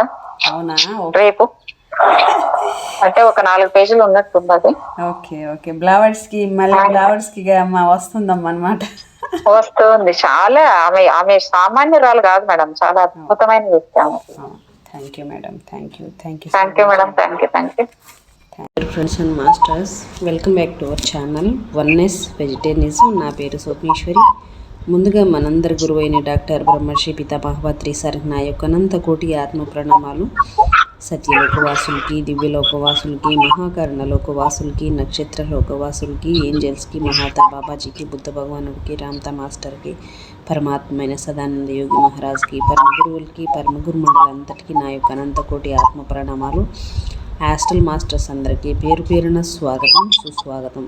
Welcome masters, welcome. Thank you. అయితే రోజులాగానే ఈరోజు కూడా మరింత జ్ఞానాన్ని, విజ్డమ్ని షేర్ చేయడానికి మేడంకి సాదరంగా వెల్కమ్ చేసుకుందాం. చేసుకునే ముందు ఈ వర్తమాన క్షణంలో ఉన్న ఐశ్వ చైతన్యానికి, నా యొక్క స్వయానికి కూడా అనంతకోటి ఆత్మ ప్రణామాలు. Madam welcome. Madam welcome to our session. Madam over to you madam. Jyoti madam. Thank you madam. ముందుగా గురువుగారైన పితామహ పత్రి గారికి ఆత్మప్రణామాలు తెలుసుకుంటూ, అమ్మ పత్రి మాకు ఆత్మప్రణామాలు తెలుసుకుంటూ, నా జ్ఞానాన్ని ఇచ్చిన గురువులందరికీ, నా తల్లిదండ్రులకు ఆత్మప్రణామాలు తెలుసుకుంటూ, మనకి జ్ఞానాన్ని అందించిన మెత్తా మాస్టర్కి, మనకు ఐకేఏమి గారికి, తెలుగులో సూర్యకుమార్ మేడానికి ఆత్మప్రణామాలు తెలుసుకుంటూ స్టార్ట్ చేసుకున్నాం. మెత్తా బుక్ లోని కొంత జ్ఞానాన్ని మనం తెలుసుకున్నాం. ఈ రోజు మనము గొప్ప స్వలోక ఆకాంక్ష గురించి మిర్దార్ ఏం చెప్తున్నారో ఇక్కడ మనం తెలుసుకున్నాం. మిర్దార్ ఏం చెప్తున్నారంటే, పొగమంచు లాంటి స్వలోక ఆకాంక్ష. సముద్రం భూమిల నుంచి ప్రవహించి బయటికి వచ్చి ఆ రెండింటిని ఆనవాలు లేకుండా కప్పివేసే పొగమంచుల హృదయము నుంచి బయటికి వచ్చిన స్వలోక ఆకాంక్ష అనేది హృదయాన్ని మూసివేస్తుంది అని చెప్తున్నారు. అంటే మనకు కనిపించే వాస్తవాన్ని కనుమరుగు చేసి తనొక్కటే సత్యం అనిపించేటట్లు చేసే పొగమంచుగా హృదయములోని భావాలను అణిచివేసి తానే సర్వోత్కృష్టమైన భావనలా అవుతుంది స్వలోక ఆకాంక్ష అనేది. పొగమంచుగా ఆకారము, లక్ష్యము, రూపము లేనట్లు కనిపించిన పొగమంచుకు ఆకారము, రూపము, లక్ష్యం ఉండదు. అలా కనిపించిన అది మంచులాగానే ఇంకా పుట్టని ఆకారాలకు నుండి స్పష్టమైన చూపుతో నిర్దిష్టమైన అభిప్రాయం అది కలిగి ఉంటుంది. స్వలోక ఆకాంక్ష అన్నది పులకరించే ఓ జలము లాంటిది కూడా అని చెప్తున్నారు. అంటే స్వలోక ఆకాంక్ష ఎలా ఉంటుందంటే పులకరించే ఒక జ్వరం లాంటిది అని కూడా అని చెప్తున్నాడు. అంటే జ్వరం అనేది మన శరీరంలో ఏ విధంగానైతే శరీరంలో రగిలిన జ్వరం అందులోని విషాన్ని దహించి వేసి మనలోని విషాన్ని దహించి వేస్తూ శరీరంలోని అంతఃసారాన్ని తీసివేస్తుందో, అలాగే హృదయపు రాపిడి లో సంఘర్షణలో పుట్టిన స్వలోక ఆకాంక్ష హృదయాన్ని తాత్కాలికంగా దుర్బలపరుస్తుంది. స్వలోకాకాంక్ష కల్మషాన్ని, అనావశ్యకమైన అవసరం లేని ప్రతి దాన్ని కూడా ఈ స్వలోక ఆకాంక్ష అనేది దహించి వేస్తుంది అని చెప్తున్నాడు. ఘనమైన స్వలోక ఆకాంక్ష ఇలా ఉంటుందంటే ఒక దొంగ లాంటిది కూడా అని చెప్తున్నాడు. నంగి దొంగతనంలో ఓ దొంగ వంచితుడిని అతడి భారం నుంచి విముక్తి కలిగించి అతడిని తీవ్రమైన బాధతో ఎలా అయితే నీరసపరుస్తాడో, ఒక దొంగ ఒక దోచుకొని అతడి భారం విముక్తి కలిగి అతన్ని తీవ్రమైన బాధతో ఎలా నీరసపరుస్తాడో దొంగ, అలాగే ఈ స్వలోక ఆకాంక్ష అన్నది కూడా మన హృదయంలో ఉన్న భారాలన్నిటిని గుట్టుగా తీసివేస్తుంది. భారాలన్నిటిని కూడా, కానీ ఏ భారము లేదన్న బాధకి గురి చేసి మనల్ని శూన్య స్థితిలో బాధపడేలాగా చేస్తుంది ఈ స్వలోక ఆకాంక్ష. అత్యంత తాత్కాలికమైన రోజులలో పచ్చగా విశాలంగా ఉన్న ఈ ప్రపంచంలో స్త్రీ పురుషులతో పాటు పాటలలో స్త్రీ పురుషులు అంటే ఇక్కడ అత్యంత తాత్కాలికమైన రోజుల్లో పచ్చగా విశాలంగా ఉన్న ఈ ప్రపంచంలో స్త్రీ పురుషులు పాటలలో, నృత్యాలలో, కష్టించి పనిచేయడంలోనూ అప్పుడప్పుడు ఏడుస్తూ కాలం గడుపుతూ ఉంటారు. ఒడ్డు పచ్చగా విశాలంగా ఉంది, కానీ వారి పాదాలను కుంటిపరిచి మోకాళ్ళ మీద కూర్చునేలా చేసి పాటలను మళ్ళీ వారి గొంతులలోనే కుక్కి కళ్ళు కాయలు కాసే వారి ఏడుపులకి కారణమైన నిప్పు పొగలుగా కక్కే వృషభం అనేది అతి భయంకరమైనది అని చెప్తున్నారు. అవతల ఒడ్డు నుంచి వారిని వేరు చేసే ప్రవాహం కూడా లోతైనది, విశాలమైనది. వారు దాన్ని ఈదలేరు, తెడ్లతో దాటలేరు. తెరచాప యొక్క సహాయంతో ఆ నీటి మీద పయనించలేదు. చాలా కొద్ది మంది ఆలోచనలో దాటడానికి ప్రయత్నిస్తారు, కానీ అందరూ వారుగా ఒడ్డుకి అంటుకొని ఉండి వారికి ఇష్టమైన విధంగా కాలచిత్రాన్ని పిలుస్తూనే ఉంటారు. స్వలోక ఆకాంక్ష ఉన్న మనిషికి దొర్లించడానికి ఇష్టమైన చక్రం ఉండదు. ఉద్వేగంతో నిండి సావకాశమే లేని ఈ ప్రపంచంలో ఎలాంటి వృద్ధి లేకుండా, ఎలాంటి తొందర లేకుండా ఉన్నది అతడు ఒక్కడే. దుస్తులలో, భాషలలో, నడకలో మంచి అభిరుచిని వ్యక్తం చేస్తూ మానవ జాతిలో నగ్నంగా, వికారంగా, నత్తిగా మాట్లాడేది అతడొక్కడే. నవ్వే వారితో అతడు నవ్వడు, ఏడ్చే వారితో అతడు ఏడవడు. తినడంలో, తాగడంలో ఆనందం లభించి మనుషులు తింటారు, తాగుతారు, కానీ అతను ఎలాంటి ఆనందం పొందకుండా తింటాడు. అతడి సారాయం మాత్రం రుచిగా ఉంటుంది. మిగిలిన వారు జతగా ఉండడమో లేక జత కోసం వెతుకుతూ ఉండడమో చేస్తుంటారు, కానీ అతను ఒంటరిగా నడుస్తాడు, ఒంటరిగా నిద్రిస్తాడు, కళలు కూడా ఒంటరిగానే కంటాడు. అందరికీ ప్రపంచ జ్ఞానం, తెలివి అన్నది ఉంటే అతడికి ఒక్కడే తెలివి లేకుండా ఓ జడుడిలా ఉంటాడు. ఇతరులకి వసతులున్న ఇల్లు ఉంటే అతనికి ఒక్కడికే ఇల్లు ఉండదు. జన్మభూమి ఉండి దాని గొప్పతనాన్ని ఇతరులు గొంతెత్తి పాడుతుంటే అతను ఒక్కడికే తనది అనడానికి, పాడడానికి జన్మభూమి లేదు. అతని హృదయం జ్ఞాన అంతర్నేత్రం అవతలి ఒడ్డుపైకి సాధించబడి ఉంటుంది. అతని హృదయము జ్ఞాన అంతర్నేత్రం అవతలి ఒడ్డుపైకి సాధించబడి ఉంటుంది అని చెప్తున్నాడు. జాగృతావస్థలో ఉన్న ప్రపంచంలో స్వలోక ఆకాంక్ష ఉన్న వ్యక్తి ఒక్కడే. నిద్రలో నడిచేవాడు, అతడి పక్కన ఉన్న వారు చూడలేని గ్రహించలేని ఒక స్వప్నం అతడిని లాగుతూ ఉంటుంది. అందుకే వారు భుజాలు కదుపుతూ ఎగతాళిగా ముసిముసి నవ్వులు నవ్వుతారు. కానీ భయం కలిగించే దేవుడు నిప్పు భూమి కక్కి ఎదురుగా కనిపించినప్పుడు వారు మట్టి కలుస్తారు. ఎవరిని చూసి వారు ముసిముసి నవ్వులు నవ్వారో ఆ వ్యక్తి నిద్రలో శాశ్వత కాలంలో నడిచి ఆ వ్యక్తి నమ్మకం అనే రెక్కలతో వారి పైకి ఎదురుగా ఎగురుతారు. అవతల ఒడ్డికి ఎత్తు పల్లాలలో ఉన్న ఆ పర్వతం దగ్గరికి చేరబడతాడు. నిద్రలో నడిచే వ్యక్తి నిస్సారంగా, నిశ్చేజంగా, నిర్మానుషంగా ఉన్న భూమిపై ఎగురుతాడు. కానీ నమ్మకానికి ఉన్న రెక్కలు చాలా శక్తివంతమైనవి.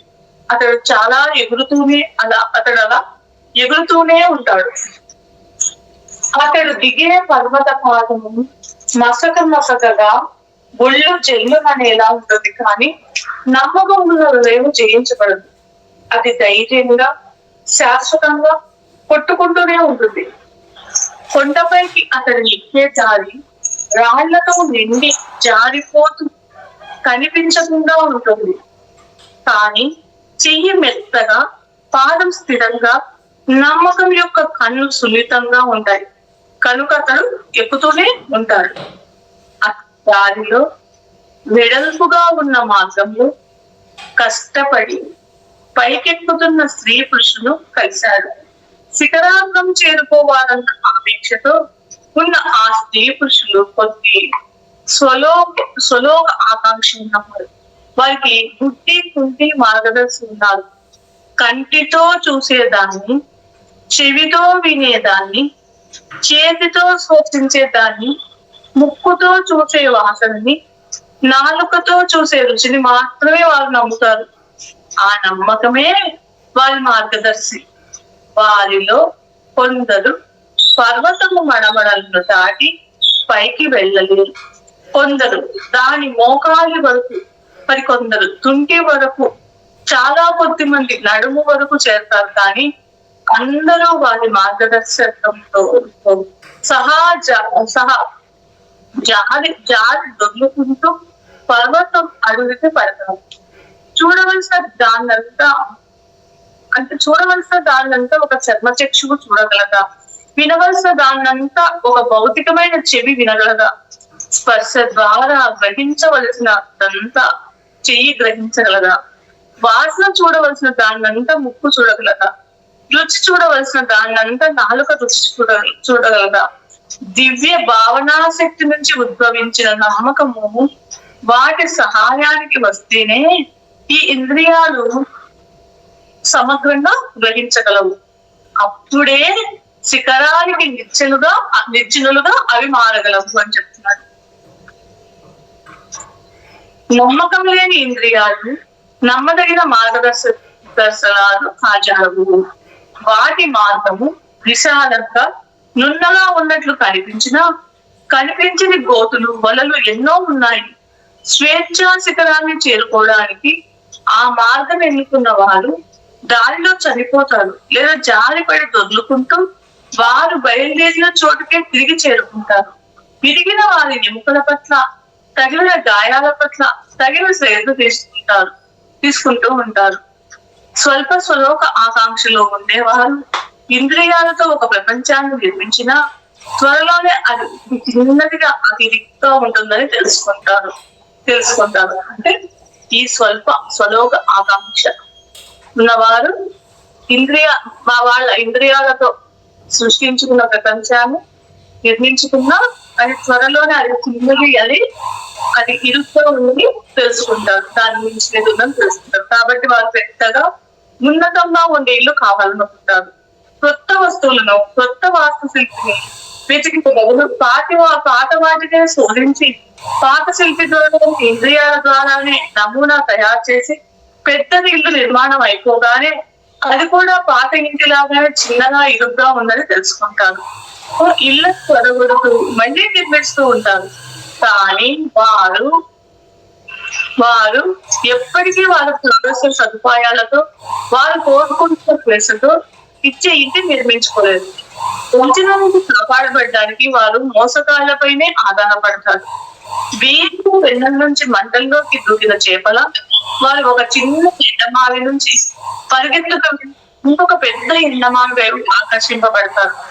ఇలా గొప్ప సులోక ఆకాంక్ష మరి స్వల్ప సులోక ఆకాంక్ష ఉన్న వారి మధ్య సులోక ఆకాంక్ష లేని కుందేళ్ల లాంటి మనుషుల గుంపు ఎన్నైనా ఉన్నాయి. వారి కూతురు వారే తమ్ముకొని అందులోనే జీవించి పిల్లలను కని అందులో చనిపోవడంలోనే తృప్తి చెందుతారు. వారి నివాసానికి వారి ఇంటి చాలా చాలా విచారంగా చాలా వెచ్చగా ఉంటాయి.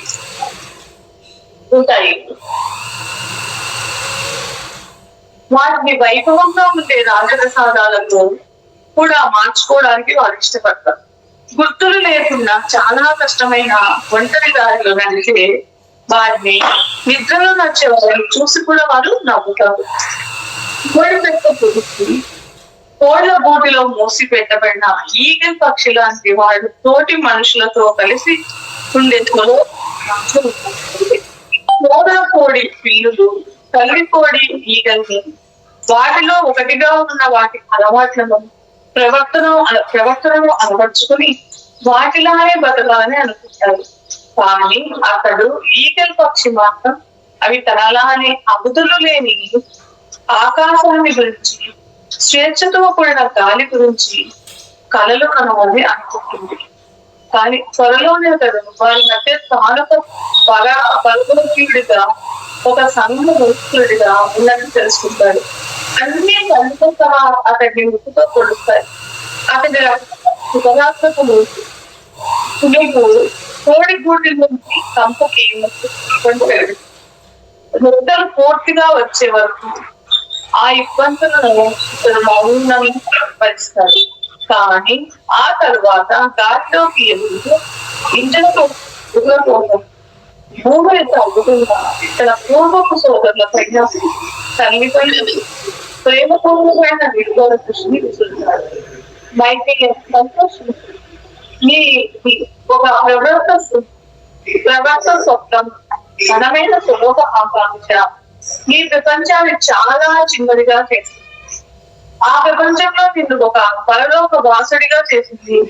ఇంద్రియాల నిరంకుశత్వపు పట్ల నుంచి నీ భావనా శక్తిని సులోక ఆకాంక్ష పడగొట్టింది. ఈ భావనా శక్తి నీకు నమ్మకాన్ని తెచ్చింది. నిన్ను కదలకుండా ఊపిరాడనీయకుండా చేసి ఈ ప్రపంచం నుంచి నీ నమ్మకం నిన్ను చాలా పైకెత్తుతుంది.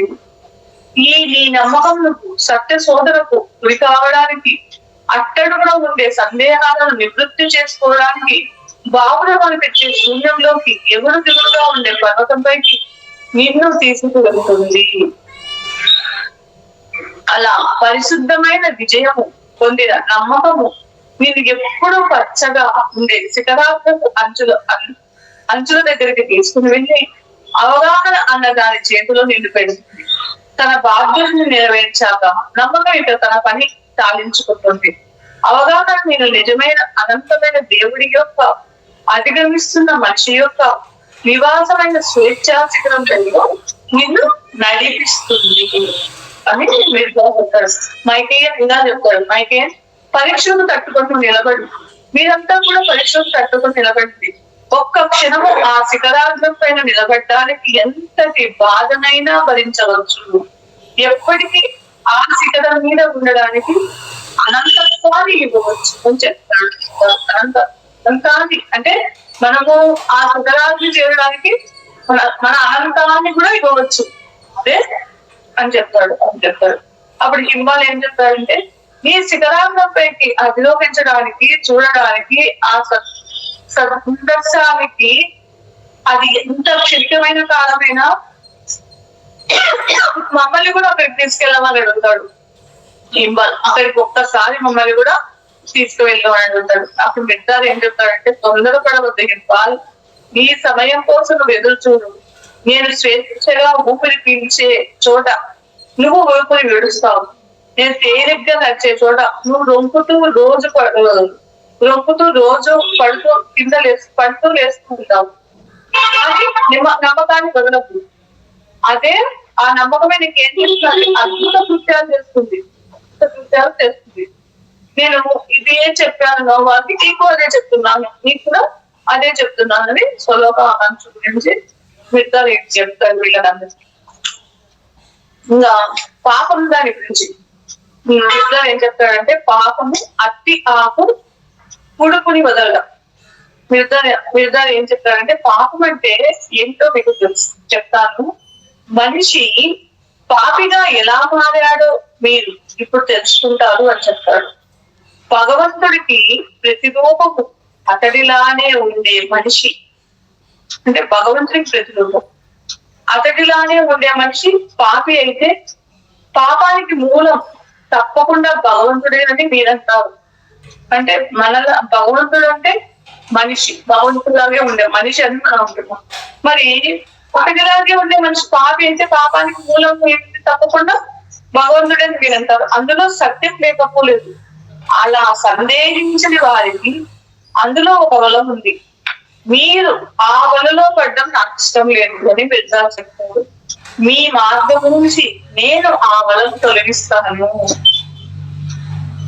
మీరు మిగిలిన మనుషుల దారుల నుంచి వారిని తొలగించండి అని పెద్దలు చెప్తారు.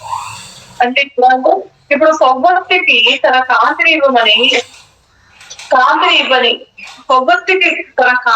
ఇవ్వని సూర్యుడిని పాపం అయితే తప్ప భగవంతునిలో పాపం లేదు.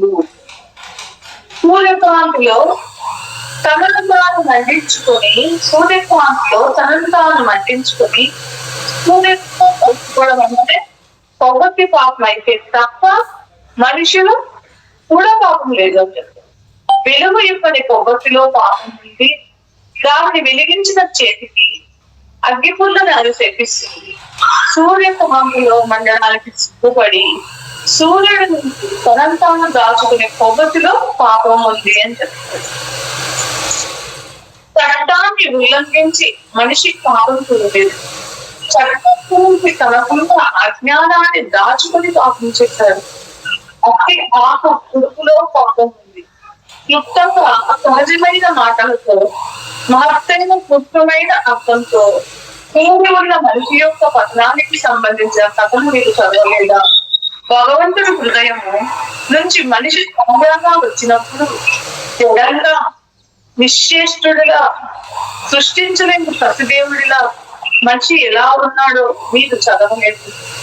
దైవ తత్వాలన్నీ అతడు మనిషిలో ఉన్న అందరూ శిశువులాగానే తనలో ఉన్న శక్తి సామర్థ్యాలన్నీ అంటే మనిషిలో భగవంతుడి లక్షణాలన్నీ ఉన్నాయి.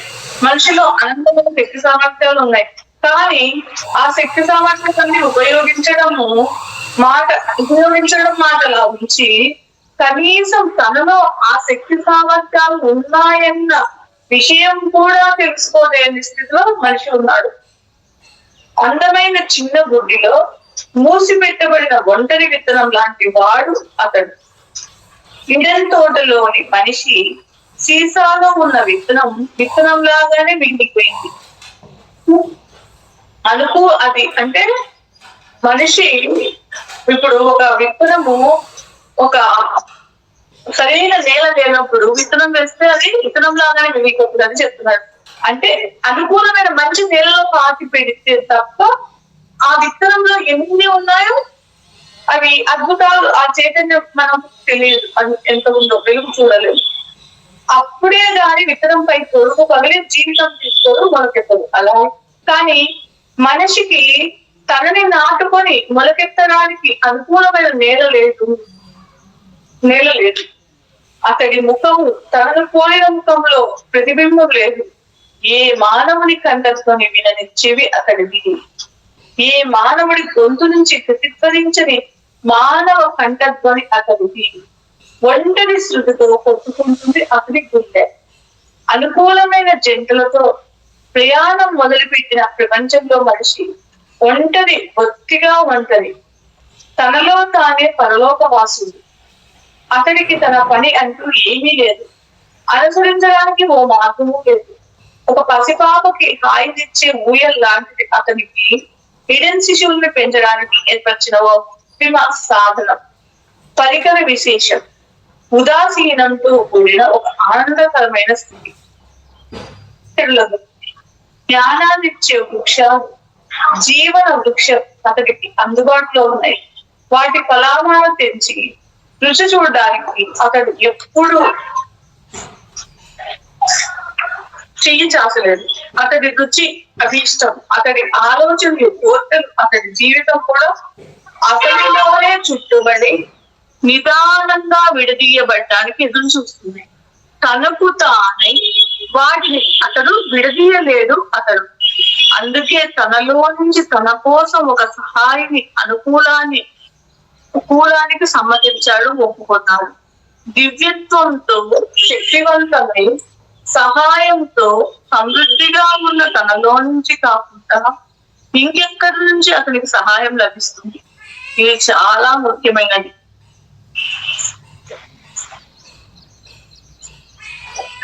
కొత్త దుమ్ము ఊపిరి కాదు, అది ఆదాము దుమ్ము. ఆదాము ఊపిరి అతడి ఎముకలలో ఎముక, అతడి శరీరంలో శరీరం. వేరే జీవి రంగంలో ఎక్కడా కనిపించదు. అతడే ఆదాము రెండుగా, ఒక మగ ఒక ఆడ ఆధారంగా చేయబడ్డాడు.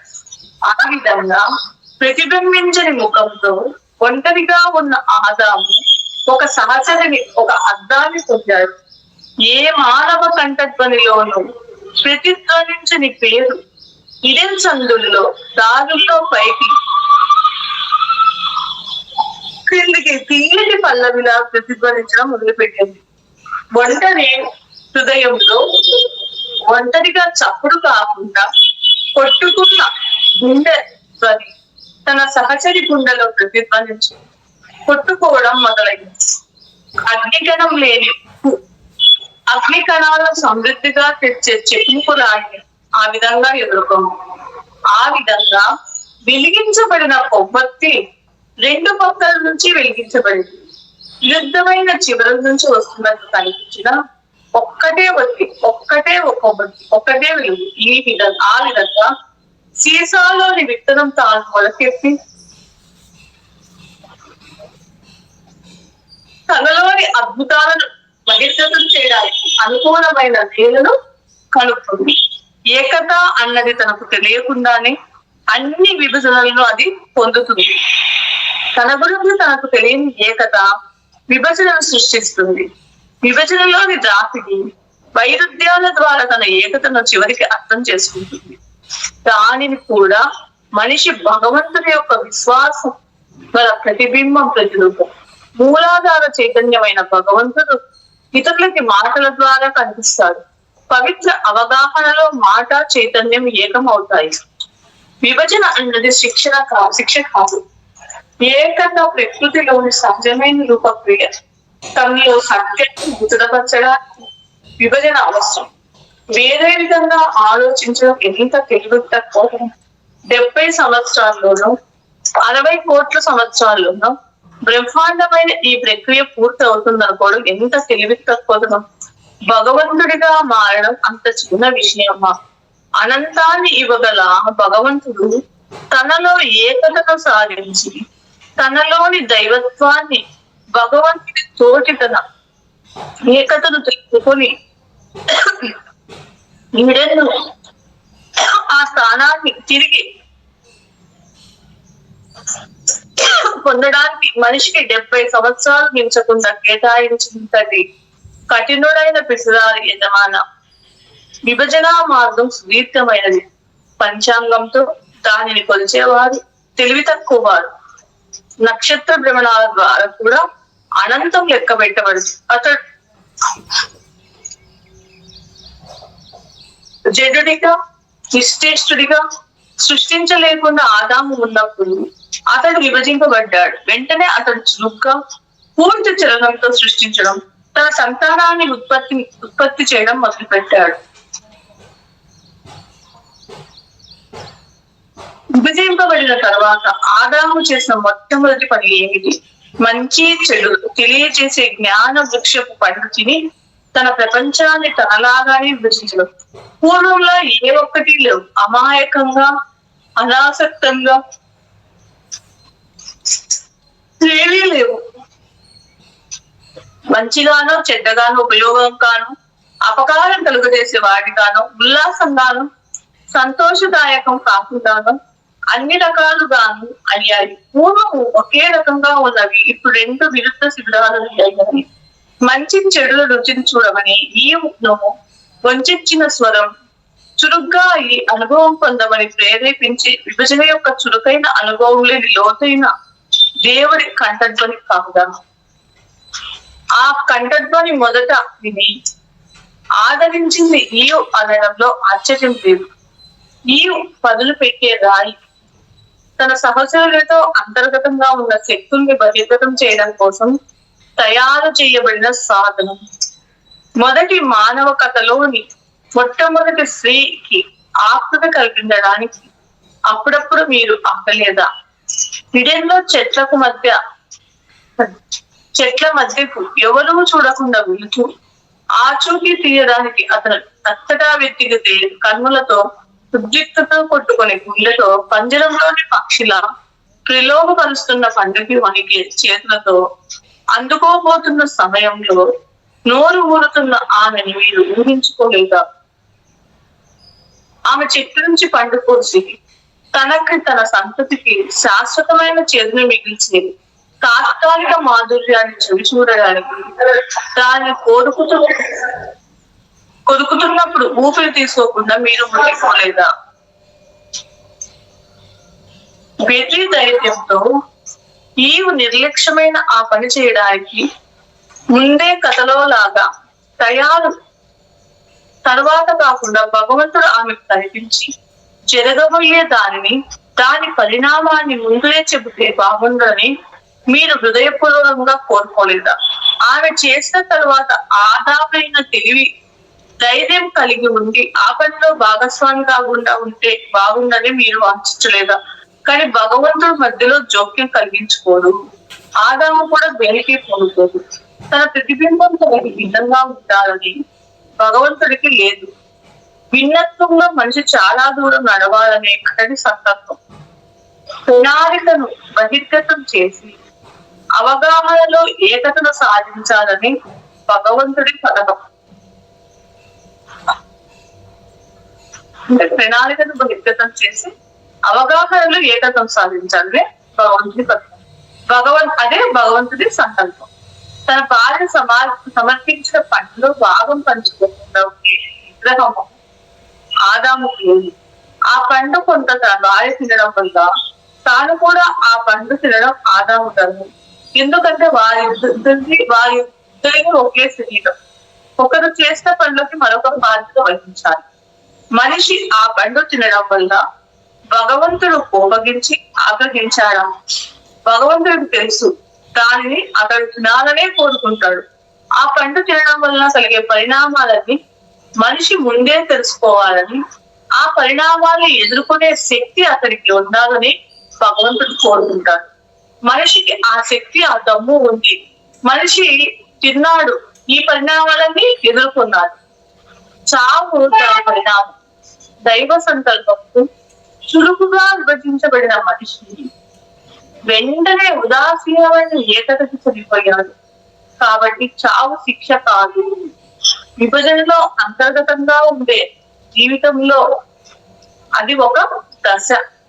చావన్నది విభజనలో అంతర్గతంగా ఉండే జీవితంలో అది ఒక దశ. విభజన ప్రకృతి స్వభావం ఏమిటంటే అది అన్నిటినీ విభజిస్తుంది. ప్రతిదానికి ఒక నీడను, ఒక ప్రతిబింబాన్ని ఇస్తుంది. నీవులో తన నీడను, తన ప్రతిబింబాన్ని పుట్టించాడు ఆదాము.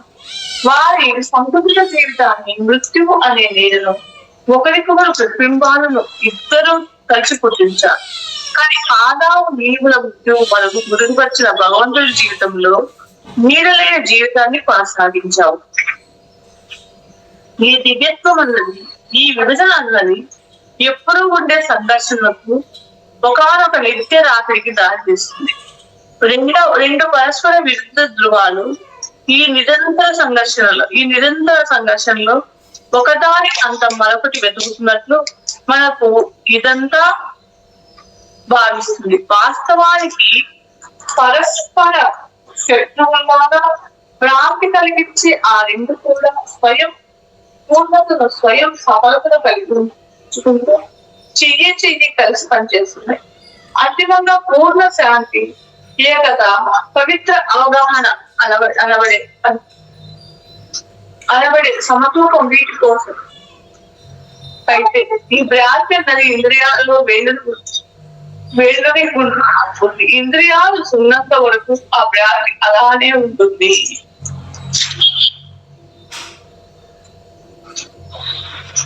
బాగా తప్పు తెలుసుకున్న తర్వాత భగవంతుడు అతన్ని ఇచ్చినప్పుడు తోటలో నీకు అన్నట్టుని విన్నాను, నగ్నంగా ఉండడంతో భయపడ్డాను, మరి నేను దాక్కున్నాను. అంతేకాకుండా నాతో కలిసి ఉండడానికి వచ్చిన స్త్రీ చెట్టు అంటే నాతో కలిసి ఉండడానికి వచ్చిన స్త్రీ చెట్టు ఒక పండునిచ్చింది, అది నేను తిన్నాను అని చెప్పాను. ఈ ఆదాము యొక్క ఎముక మాంసం తప్ప వేరేమీ లేదు. కొత్తగా పుట్టిన ఆదాములోని నేను కళ్ళు తెరుచుకోగానే ఈవుతో భగవంతుడి సృష్టితో సంబంధం లేనట్లు, తాను వేరు అయినట్లు, ప్రత్యేకంగా ఉన్నట్లు తనను తాను చూసుకోవడం మొదలు పెట్టారు. అంటే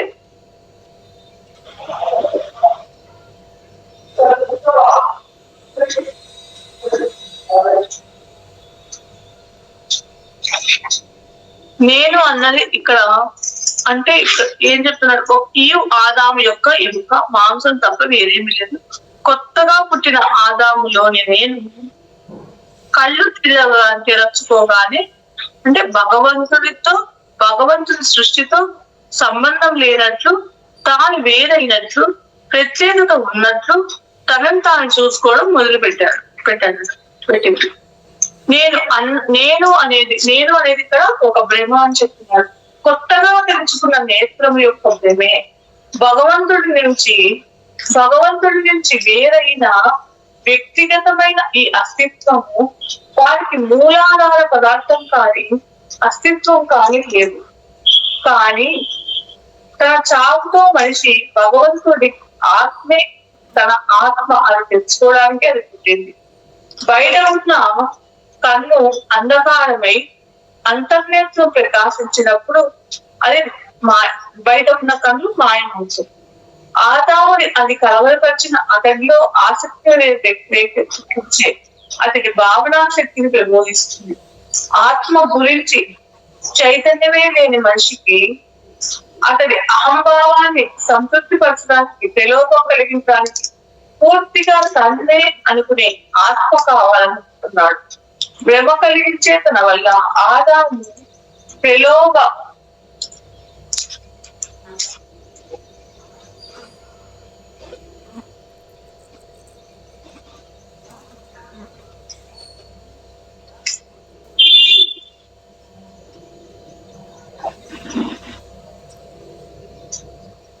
ప్రలోభానికి అహంభావానికి గురి అయ్యాడు. అంటే కృత్రిమైన దగ్ధమైన దాన్ని చూసి అతడు సిగ్గుపడుతూ దాని నుంచి విడిపోవడానికి అతడు ఇష్టపడలేదు. దానికి బదులు హృదయపూర్వకంగా కొత్తగా ఉద్భవించిన నైపుణ్యంతో దాన్ని తప్పుకున్నాడు. సునిష్టంగా ఉండే భగవంతుడి దృష్టి నుంచి దూరంగా ఉండడానికి, తన నచ్చత్వాన్ని మరుగుపరుచుకోవడానికి అగ్గి ఆకులు కలుపుతూ పుట్టిన ఒక ఉపవస్త్రాన్ని తయారు చేశారు. నిష్కల్మషంతో పరమానంద స్థితిలో ఉన్న ఇతను తనకే లేని ఏకత విభజనకు లోడై అతి ఆకులను దర్శించి మనిషి నుంచి మాయ అయ్యింది. అక్కడికి జీవన వృక్షానికి మధ్య మంచల వెళ్తలే కత్తులు పెట్టబడ్డాయి. గంజలే కత్తులు పెట్టబడ్డాయి. మంచి చెడులు జంట ద్వారం నుంచి ఇడల నుంచి మనిషి బయటికి నడిచాడు. అవగాహన అనే ఒక ద్వారం నుంచి అతడు ముంగి లోపలికి వస్తాడు. అతను నిష్క్రమించేటప్పుడు జీవన వృక్షానికి వెన్ను చూపించాడు. ఆ వృక్షం వైపు ఉంచి అతడు మళ్ళీ ప్రవేశించాడు. తన నగ్నత్వానికి సిగ్గుపడి ఈ సిగ్గును తన దాచుకోవడానికి జాగ్రత్త పడుతూ ఒక సుదీర్ఘమైన హానికరమైన ప్రయాణం మొదలు పెట్టాడు. అనాచారయుక్తమైన పవిత్రతతో తన నగ్నత్వాన్ని గర్వపడుతూ తిరిగి గమ్యం చేరుకుంటాడు. పాపం నుంచి పాపం వల్ల మనిషి విముక్తి పొందే వరకు అది సంభవించింది. పాపమే దానిని వినాశనానికి కారణమవుతుంది. అట్టి ఆకు పడుకుని కొడుకులో తప్ప పాపం ఎక్కడ ఉంది? తనకు భగవంతుడికి మధ్య అస్థిరమైన తన ఆత్మకు స్థిరంగా ఉండే తన ఆత్మకు మధ్య మనిషి పెట్టుకున్న ఆటంకం హద్దు తప్ప వేరేది పాపం కాదు. అంటే ఇక్కడ తనకు భగవంతుడికి మధ్య అస్థిరమైన తన ఆత్మకు స్థిరంగా ఉండే తన ఆత్మకు మధ్య మనిషి పెట్టుకున్న ఆటంకం హద్దు తప్ప వేరేది పాపం. పిడికెడు అట్టి ఆకులతో మొదలైన హద్దు రక్షణగా అయ్యింది. ఇడెన్లోని నిష్కల్మషత్వాన్ని వదిలేసినప్పటి నుంచి కష్టపడి మరెన్నో అస్థి ఆకులను పోగు చేసి పురుగుల మీద పురుగులను కడుతున్నాడు. సోమరిపోతులు బద్ధకస్తులు వారి పురుగుల్లోని చిరుగులను కష్టపడి పనిచేసే పొరుగువారు వదిలివేసిన పేలికలతో అతుకులు వేసుకుని తృప్తి పడతారు. పాపపు తొడుగులోని ప్రతి ఆకు అతుకో పాపమే.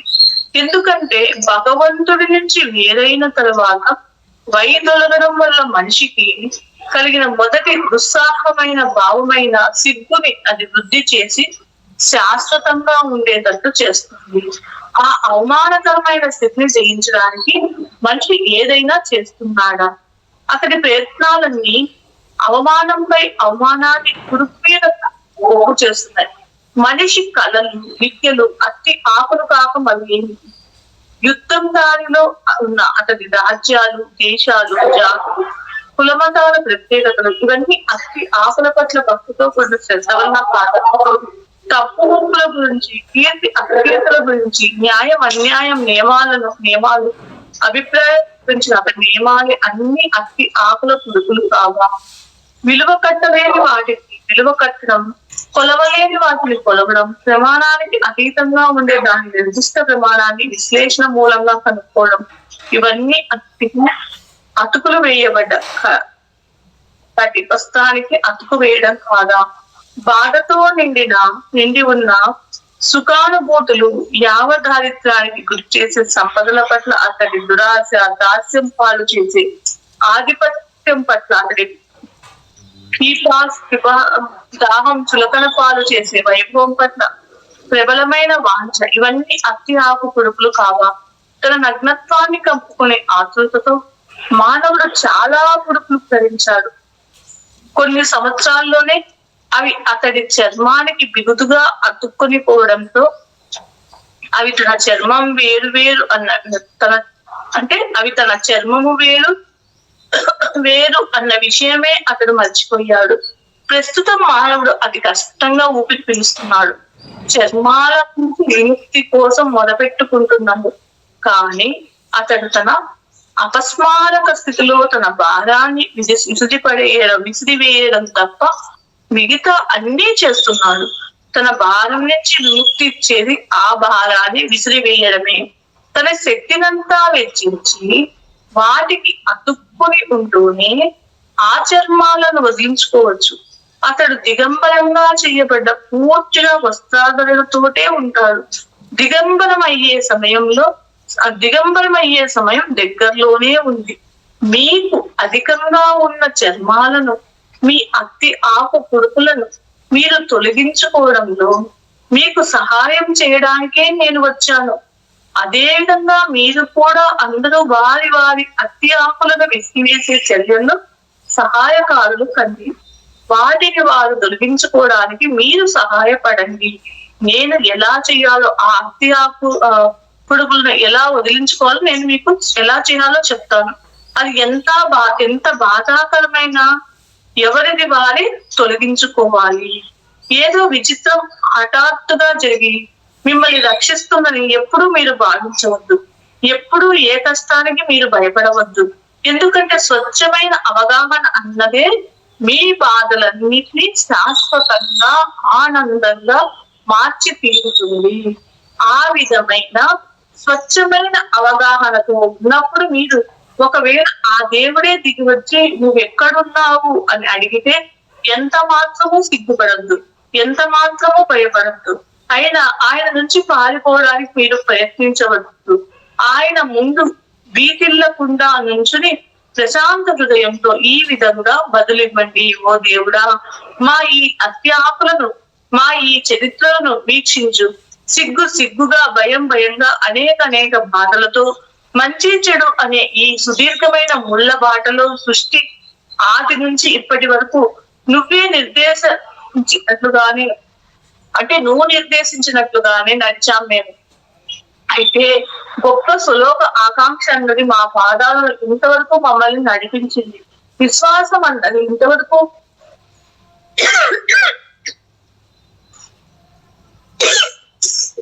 మా హృదయాలకు శాంతాన్ని ఇచ్చింది. అయితే ఇప్పుడు పవిత్ర అవగాహన అనేది మానవులను చించేసింది. అవగాహన అనేది మా గాయాలను కట్టుకట్టి ప్రస్తుతం మీ యొక్క పవిత్ర ప్రాంగణంలోకి ప్రవేశింపజేసింది మమ్మల్ని. మంచి చెడులకు అతీతంగా, పుట్టుకా చావులకు అతీతంగా, అన్ని ద్వంద్వ భ్రాంతులకు అతీతంగా, బ్రహ్మాండమైన నేను అన్నది తప్ప అన్ని చిన్న నేనులకు అతీతంగా ఇప్పుడు మా నగ్నత్వాన్ని కప్పే అతి ఆకులు లేవు. ఇప్పుడు నీ ముందర సిగ్గు అనే భావన లేకుండా భయరహితులమై, జ్ఞానదీప్తులమై మేము నిల్చున్నాము. మేమంతా ఇప్పుడు ఏకమై ఉన్నాము. దీనిని వీక్షించు.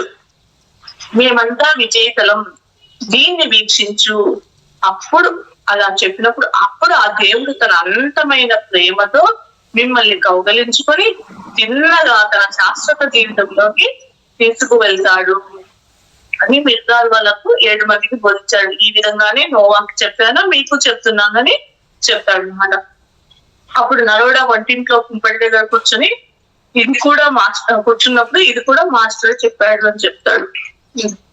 రేపు మనము రాత్రి గురించి, సాటి లేని పాటగాడి గురించి తెలుసుకుందాం. ఒక 5 నిమిషాలు ధ్యానం చేద్దాం. ప్రశాంతంగా కూర్చుని శ్వాస మీద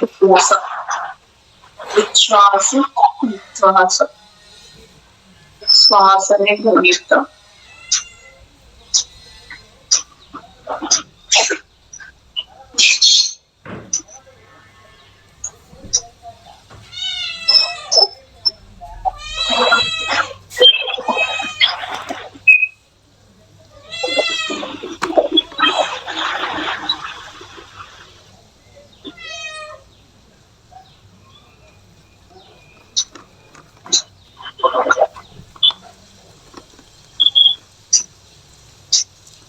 లాస్ట్ 2 seconds అద్భుతమైన ధ్యానం చేస్తున్నాం.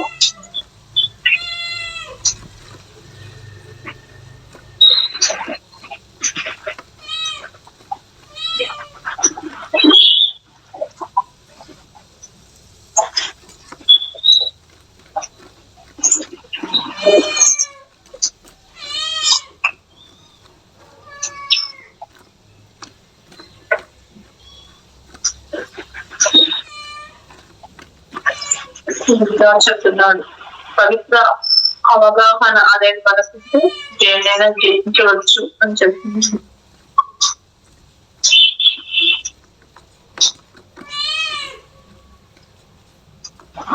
మంచి చెడులకి అతీతంగా, చావు పుట్టుకులకి అతీతంగా, దొంగ భ్రాంతులకు అతీతంగా, నేను అనేది తప్ప మిగతా అనుచిన్న నేలకు అతీతంగా ఎప్పుడైతే మన నగ్నత్వాన్ని కప్పే ఈ అతి ఇవన్నీ కూడా తీసేయాలని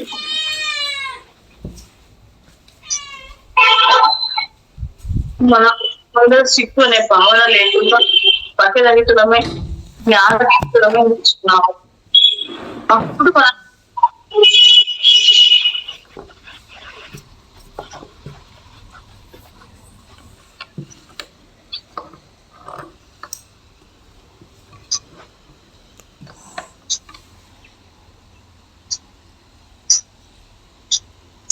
last 50 seconds.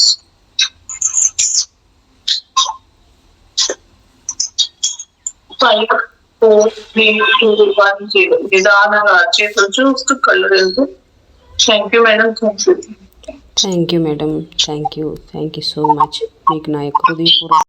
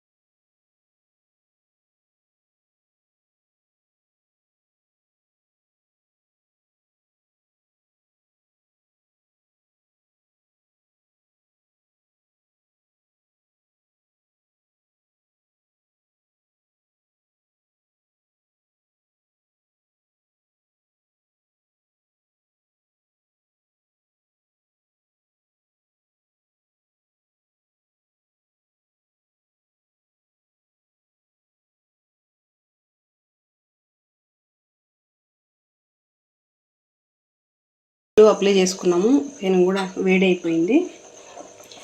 అది నాన్ స్టిక్ కదా, మధ్యలో అట్లా అయిపోయింది. తీసేయాలి తొందరలోనే, వేరే తీసుకోవాలి. కొంచెం అలా అయింది కాబట్టి అదే వాడుతున్నాను నేను. ఇప్పుడు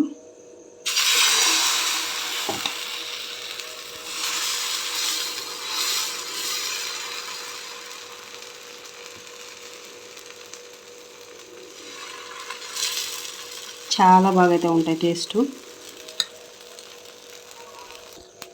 నేనైతే ఆయిల్ అప్లై చేసుకున్నాను. మీరు నెయ్యి వేసుకున్నా కూడా వేసుకోవచ్చు, బాగుంటుంది టేస్ట్ అయితే.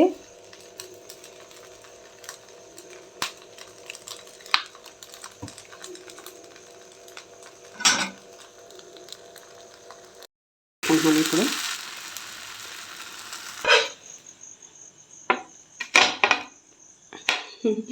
కొంచెం జాగ్రత్తగా, అంతే.